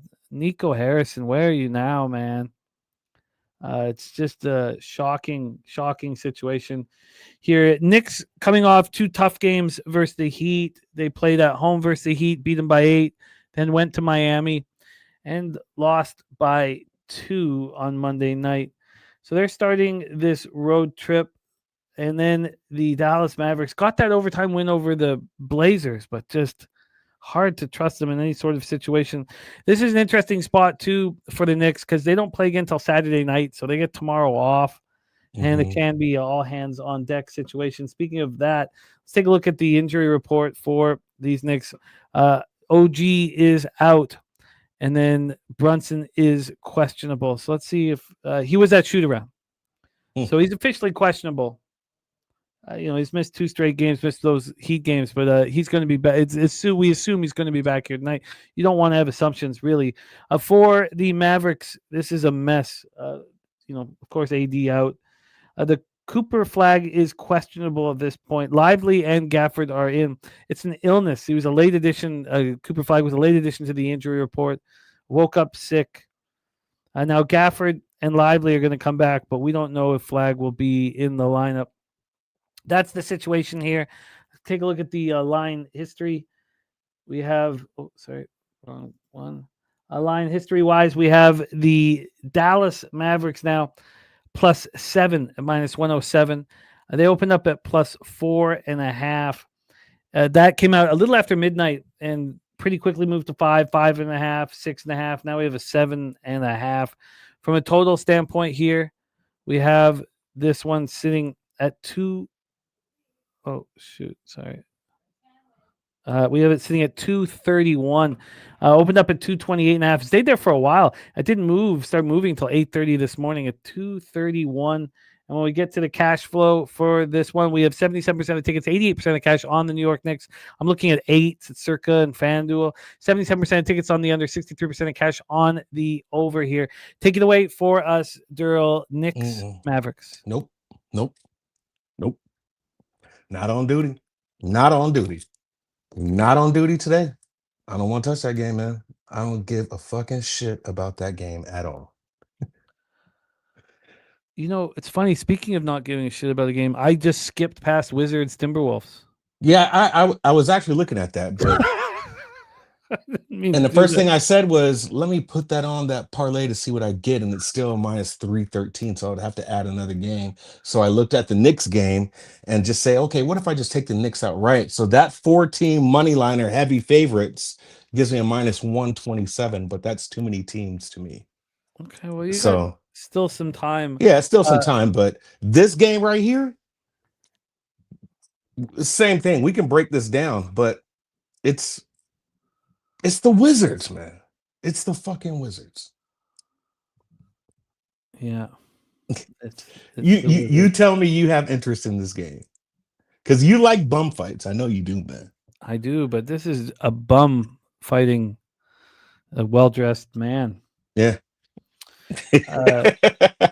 The Wizards are an absolute, train wreck. No, they played Detroit tough. It seems like they once in a while will play a team tough. Is this the spot here? It's game 1 of a 3-game trip against the Timberwolves. Another thing is you would think, teams aren't going to get up for the Wizards. That hasn't been the case either. Teams, in these spots, like was Houston going to get up against Wizards? They did. They smashed them. Even Brooklyn seemed to care a little bit.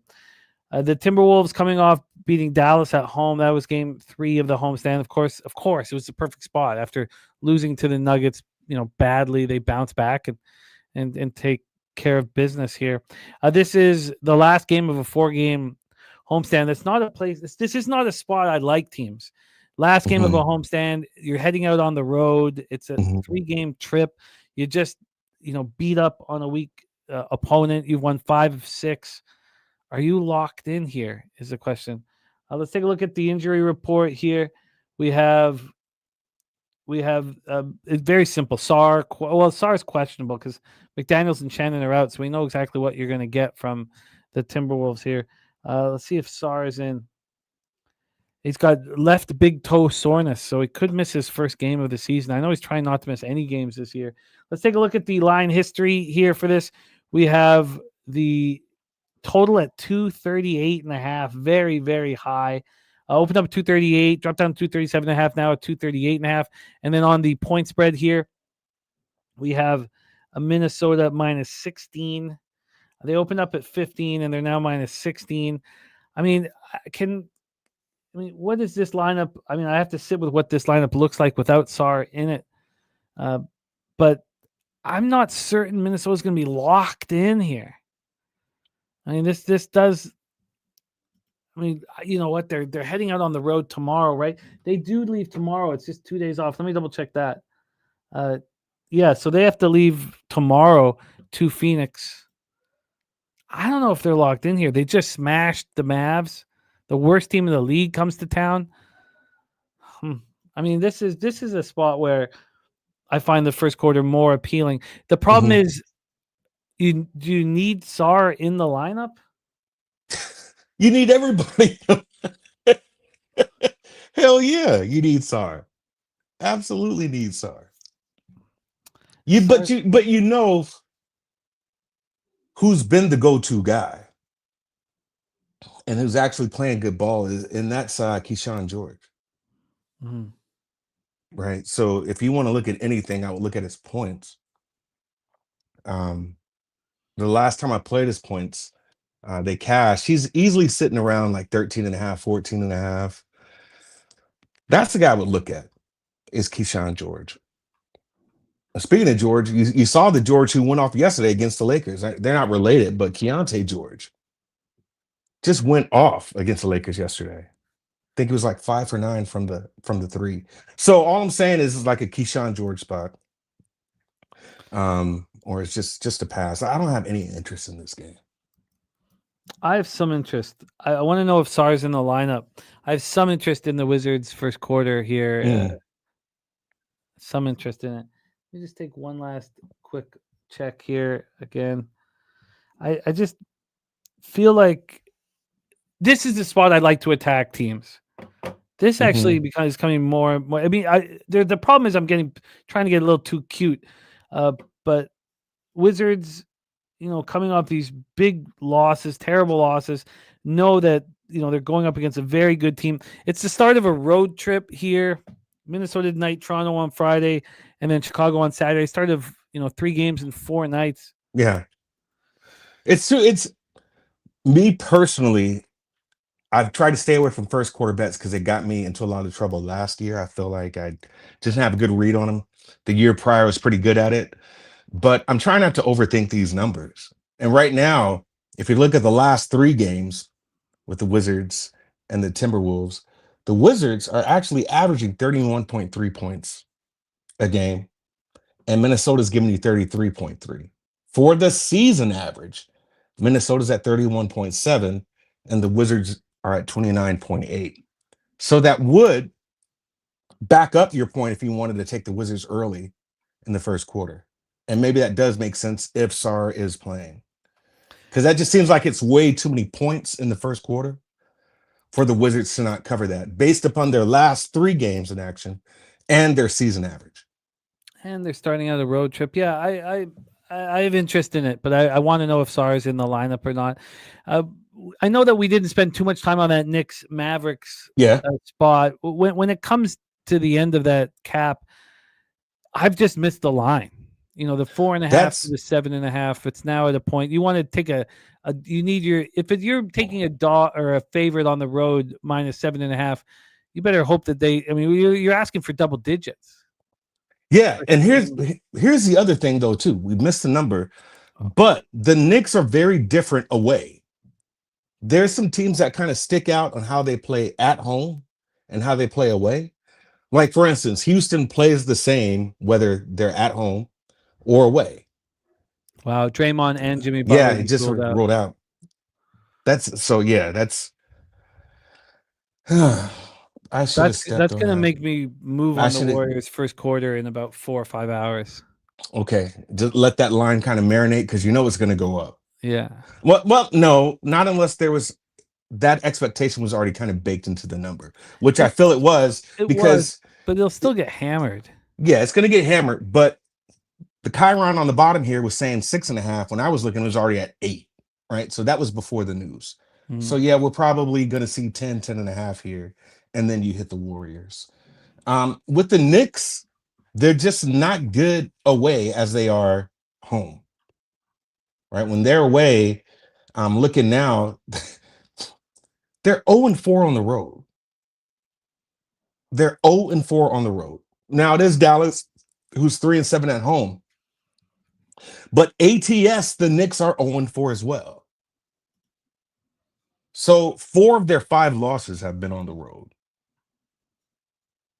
And 8 of their wins are all at home. So you really want to back the Knicks regardless of the number when they're at home. But in this case here, as bad as they play away, and we don't really know the full extent of the injury report, it's just kind of a stay away game for me. Or you just go along with Dallas.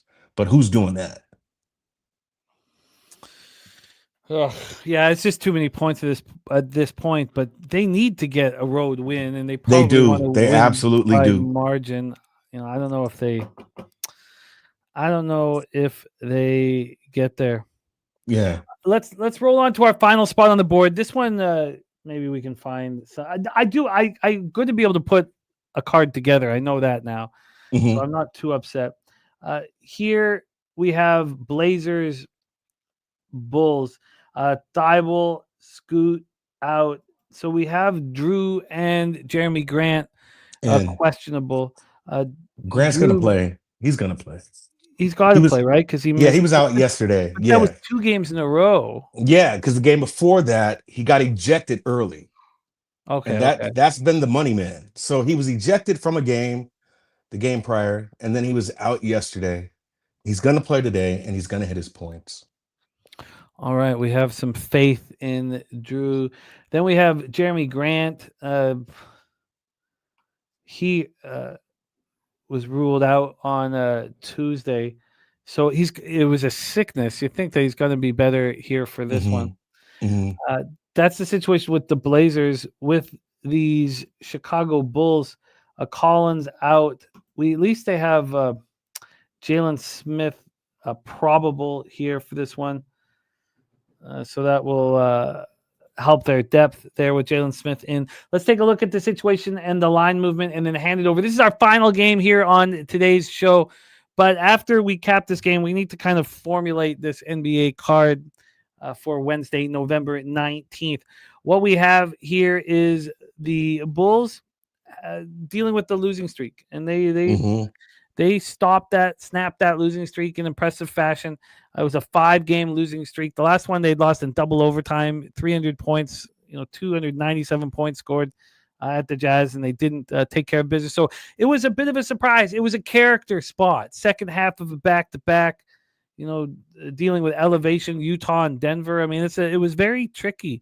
Now they have their 3rd game in 4 nights. It just feels like a terrible spot for these Bulls. But again, they handled the first 2 games with a lot of character. They fly home tomorrow. I think the Bulls should probably be faded here and probably again on Friday night when they host Miami. So that is the situation for the Bulls. 3rd game in 4 nights. They had back-to-back games in elevation, back-to-back hugely offensive games. Going up against the Blazers, we talked about the second half of the back-to-back, but it's been at home. They lost by 17 last night to Phoenix. They've lost 4 or 5. It's getting tricky for Thiago Splitter right now. When we get to the line history, we have a line move towards the Bulls. The Bulls are going from -1.5 to -2.5. This did get up to 3. This was a 3 from 2 a.m. until 2 p.m. So for 12 hours, this was a 3. We had a half-point move back to the Blazers. And then from a total standpoint here, we have a 244.5. I mean, these totals are getting higher and higher. Open up to 243.5 now at 244.5. And when we get to the cash flow, we have 89% of the tickets, 89% cash on the under. Books don't care. They climb another point. 61% of the tickets and 72% cash on Portland. The books don't care. Portland's 2.5-point dogs. Take it away for us here, Darryl. And let's talk this out here because I like the under and I like Portland. Yeah. That's just the way I feel. That 130 to 127 game against Denver. Yeah, I know Denver wants to have that back. That goes over the 241. Goes over, way over. Utah, you're playing at Utah. And you know about Utah, man. Like they play really, really good at home. Despite their record, they play pretty decent at home. 147 to 150. This is the game that kind of shows me how maybe this might go. And that was when they played at Detroit and they lost 113 to 124. I just kind of feel like this game isn't going to hit the 240 mark. I just feel like this is going to be a more structured game, especially with the way Portland plays. They're not going to go up and down the court. And the only reason why I can't get there right now is because the Bulls team can show up when needed. And they have a pretty good defensive squad as well. But just in my opinion, I feel that that's too many points, and I don't know why it's that high and why it's climbed that high. Now, maybe it's because we're looking at what they've allowed these last couple of games, and maybe they do want to run and gun. I'm not sure. But on average, when I'm looking right now at Portland, I mean, they lost to Dallas. They put up 133 points. But other than that, man, you've got like 112, 125, 110 against Phoenix. They lost. So I feel like Portland is the side. And because they lost to Phoenix, because they lost to Dallas, and obviously you're going to lose to Houston, I mean, Portland's on a three-game skid themselves. Why is this line only a -3? So I can't get a good read or really understand why the line is the way it is, because I'm totally with Portland here and I'm totally with the under. But the money says differently and the lines are moving in a different way. So to me, I don't feel like I've got a good edge on this game, and I'll just let this one ride out. I don't have a play here. Well, I agree completely. You sound like a veteran NBA gambler, because I agree exactly. It'd be the Blazers, it'd be the under, and yet that's what the public's doing. And we just talked about the cash flow from Odds Logic. Right. You know, Odds Logic telling us 61% of tickets, 72% cash on Portland. The books are unfazed. 89% tickets, 89% cash on the under. Books are unfazed. Yeah. So I just think that the only way to win in NBA is if things correlate in a way where you're not on the public side, you're looking at the public side, and the line's either moving to you or not moving. Especially now, Jay, because gambling itself is so openly intertwined with the actual sport, right? Like you just don't know what calls are being made behind the scenes, what information that these books have. It's just you've got to look at it a little differently. And you hit the money, like you hit the nail on the head, man. Books aren't giving a shit about where this money is going right now. The total inside is going in the complete opposite direction. Yeah. Yeah. So again, for me, and I don't want to speak for anyone else, but for me, when I trust my gut in the NBA, I was not succeeding. Now, I wasn't losing that bad. Like I was still holding my own, like, because I was trusting my gut when I first got down to Costa Rica. My first year, I ended up 9 units on the season. So it was, but still, you have to. Coin is on the Bulls -2.5 and -115, and that to me makes a ton of sense here, only because the books are opening up their arms to anybody who wants the Blazers. Right. Coin's been in this game for a long time. Coin's in Vegas. He knows how it works. So I get it. And so let's do a review of action here because I want to get my card fully together. Right. I feel like, Jimmy, I'm going to have maybe 2 more plays that I'm looking at that I'll send out and post them and add you on that. Yeah, post them on X. Darryl, let's go through your action here right now. You're on the Rockets team total over 117.5 -115, and Spider over 4.5 boards at +122. The Cavaliers still interest me. Then you have Knuppel over 2.5 threes and over 3.5 as well. So over 2.5 -154, over 3.5 +125. The Pacers appeal to me. The Raptors appeal to me here as well. Now, the first quarter spots I have with some possibility of betting. Warriors first quarter, I'm going to definitely wait. Wizards first quarter. That sounds really good, man.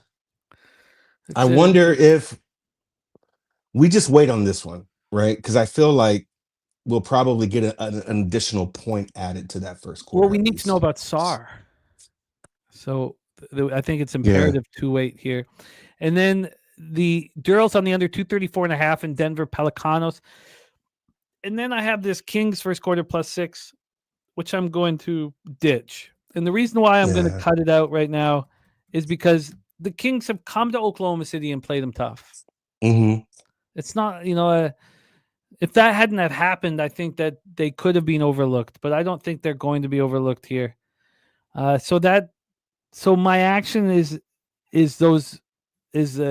again, I've got to sit with it, and go over it all again here and then press the button. But Cavaliers, Pacers, Raptors, and then Warriors first quarter, Wizards first quarter would be moves I would wait to hit. Sar being in, and then the market continuing to move towards the Miami Heat with all the players out of the lineup for the Golden State Warriors. That makes sense. I like the way you did that. That makes sense. We'll see. We will see. Derl, it is great having you back in business here, my friend. We have made the dates are locked in for Pubcoin. They haven't been announced yet. They have not been announced yet, Darryl, but I know everybody wants to see you. I know that, and we're going to make a bigger splash here with our Pubapalooza announcement. Okay. In the upcoming days. Unfortunately, we are not able to do Pubapalooza during the first round of March Madness. So that is not happening this year. Pubapalooza is second round of March Madness. It is Wednesday, March 26th is when I'm going to get in town. It's 27th, 28th, 29th, 30th are activities. So basically it's like the 26th to the 31st of March. It is the week before Easter, and it is at the Southtown 101 in San Antonio. Yeah, I'm gonna have to hit up Slaughter because me and LJ went to go see Wemby play for the first time at the Spurs game. I think everybody was playing poker at that point, man. And we saw that game was San Antonio against the Suns. So it was the first time that I was able to ever see Wemby play. And I hadn't seen KD play in a long time. So I'm gonna hit up Slaughter and be like, hey man, you got some tickets for the game? Because I'm pretty sure there's gonna be a home game while we're there. Unfortunately, the home game is Monday night against the Bulls. Awful. Which Jeff says that he can get us incredible seats for. If really he wants to stick, he's like, this is the wheelhouse spot where when the Bulls come down, it's not that people aren't that excited about it. He can get incredible tickets. Now, if I'm right, that would be after their rodeo road trip, right? Yeah. They were already okay. Yeah, okay. I'll talk to you offline about that. But everything is looking good to go right now. I just came back from Vegas, seeing all the fellas skiing, everybody, man. Beautiful. Large group. So that was real fun. So yeah, probably need to make that on the list to get out there. Yeah, and we'll be talking about a lot more as we move forward. But Darryl, great to have you back in business with us on Pub Sports Radio. Please support our guy, Darryl Rice. I'm going to pop Darryl's X handle here in the chat. If you don't follow him, please hit this link for us and follow our guy. It's Derl back in business with us. Yes, sir. Darryl, my man, any last words for the Cappers supporting the show? It's great to have you back. Man, it's great talking ball with you, Jimmy. It's always great, man. I feel like these conversations can never be long enough. But I appreciate you. Thank you for this opportunity to be on this platform. Appreciate everybody in the group as well, man. Good luck on all of your action, and let's get paid today. Let's get this money. Let's get this money. Darryl Rice in the house. That concludes our show for today. Jose Bouquet, my friend, we have another one in the books. Let's review all action. So what do you think? The dates have been announced, Jose. My balls are tingling. I'm excited. It's going to be great, man. It's going to be great to see everybody. So it's round 2 of March Madness, March 25th to 30th in San Antonio, Texas. There is no March Madness as well. Airbnbs are going to be cheap. Flights are going to be cheap. Everything is going to be very cheap for us in San Antone. Let's review action here. Stacks play day number 1. Rockets Cavaliers over 233.5 minus 110. And Toledo Youngstown State over 161.5 and minus 112. And DC Cap, we're trying to go underneath that. He's on the under 163.5 in Toledo Youngstown State. Hopefully that hits a 162 so you guys can both get paid, or 163. You guys both get paid. Dizzy Donuts is on the Buffalo Bulls first half money line. Kent State first half money line. Flank steak play of the day. Alabama money line, Arizona on the spread, Golden State Warriors on the spread, and Calgary Flames money line. In the National Hockey League, I'm on the Oilers plus 107. Oh, we have a question from King Al saying, which one of the games do you like best in college basketball? Let's just take a quick look at the line history just to see if anything has stood out or the market is saying you were right or wrong. Because again, those bets are made before we have cash flow information, so they're much more X's and O's based. When we get to hockey, let's see what the lines have done here. Show me some good things, man. Show me something good. Okay, no move in Edmonton, Washington. I am interested in trying to get underneath this. I'm really interested in trying to get under that 6.5. And I may get there. Have to pay for the 6.5. That would be my loan addition. Then I've got the under 6 in Carolina, Minnesota. That's not moving at all. Not 1 cent either. And then I have the Ducks minus 1. See if that's moving. Let's see, minus 180. That's not moving. Nothing's moving in the NHL. Very, very stalled. Let's go over to the action in college basketball and see if anything is going to make me more or less confident. So we'll start with, oh, God, line's moving back to USC Upstate. God damn it. Should have waited. Could have got a better number there. Okay, so that it's funny that line was moving beautifully for me in the morning and then stopped. It's actually coming back towards Texas Tech.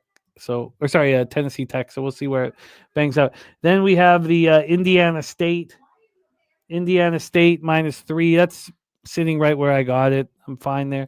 Samford minus 4. That's still sitting at 4. I see a 4.5. See a couple 4.5s of sharp books. I like to see that. Then Weber State minus 3.5. That was moving against me. That's the late night game here, and that's 2.5. Probably should have waited. A little nervous about that spot. Then also Ron Crawford, NHL play day. Oilers play day in NBA. Houston Rockets play day in college basketball is Marquette. I'm very interested to see what this line is doing for Marquette. Now, I don't know if Marquette could become a best bet because, we have Rod Zawacki, Morgan Spooner on the other side with Dayton. And also if this Merrimack line goes down to 5, I could get talked into that. But Marquette 5.5, juice to the 5.5. I think I like Marquette quite a bit. Nasty Nate says he will be accepting and reviewing applications for the Airbnb. I love it, man. So Ron Crawford, so you go to your account and you go to the invite and it doesn't work from there? I will message you here. We'll make sure that works. Wine Time says this works way better for him. Okay. Well, that's good news. It was very tough. Unfortunately, there's, cappers. It says invalid. Okay, Ron, I'll make sure that I get swiggy on that here. Unfortunately, there's Capers. It just we couldn't get a date that worked for everybody, and it's too bad. But sucks. But it is this last weekend of March. Here is our Pubapalooza. I don't know what I don't honestly, King Al. I don't think there's one spot that I think is that much stronger than any other spot here. If I was letting the market kind of be indicative, I like Indiana State Sycamores, but so I guess it'd be Indiana State by a slim margin. Kent Davies says he's going to bring the wife to Pubapalooza for eye candy. Yeah, Kent, watch out. Me and her will be chatting it up all night. Be careful, Kent. Then Daby Cab's on Arizona plus 7.5. He got a great number because I kind of wanted to move on UConn. Let's see what that is right now. That is 6.5 minus 114. Wonder if I could get a 6 there. If I could get a 6. Then Daby Cab's on Holloway over 18.5 points and Alabama first half. Then the Goracle is on Buffalo. SEC action will go over throughout the week. Both Nick and Daby Cab on the Missouri Tigers. Nick also on the over 42 in that one. Nick on Kentucky first half in the over 53. Nick on Arkansas plus 9.5. Daby Cab on the Volunteers minus 4 alongside Nick. And then we just went over NBA. That is our show for Wednesday, November 19th. So we are, 4 months away. 4 months away from Pubapalooza, Jose. Comes faster than you think. Oh, I'm pumped faster up, than you're going to think. It's going to be the first bit of warmth we get going down. I'm pumped up. Thank you guys so much. I will figure this out, Ronnie. I'll make sure. Yeah, King Al. I would inquire what that 5 is. But again, we're talking about a best bet I'm with Ron Crawford spreadsheet play today. I'm with Justin McKelvey on it. But Spooner and Rodzwacki are on the other side. So I don't know if there's a slam dunk spot of my 5 bets, honestly. I bet them all. But I don't know if there's a slam dunk. Thank you guys for rocking with us. Wednesday, November 19th in the books. We have a monster Thursday show tomorrow. Thank you to King Al, Wine Time, Nasty Nate, Kent Davies, Ronnie Crawford, Rashawn Killer, Distraction, M the Great, JM, my dude, Coin. Thank you guys. The Godfather in the house, Fernando Mendoza, BJ. Thank you guys. Justin McKelvey, all of you, Markel, Lingo, Wick. Thank you guys for rocking with us, man. The Goracle, Robert Franklin. Time to go out there and get that cash. Jose Bouquet, my man. Do you mind? Can you please bless our action, Jose, and send us into the future? Yep, let's ride with some Indiana State. I think that's your best play of the day, personally, but whatever. Shout out to you, King Al. Good luck. Wine Time Nate, the Godfather, our guy Kent, Ronnie Crawford, Distraction, M the Great, Coin, all you guys. We appreciate you guys. Our guy Fernando Mendoza. Who knows, Jimmy? I've been thinking about this. If the draft falls the Jets' way, could be Fernando Fenway Bouquet. Who knows? Oh yeah. Who knows? Yeah. Who knows? No, I've given Helga full exclusive rights to the first name. That's the equity you have to give up to get the middle name being Fenway. Full custody of the first name. So you battle for these things. Oh, that's fair. So you battle, but we appreciate all you guys. Let's go out there. Let's go make some money, and let's go leche, hey, los bookmakers.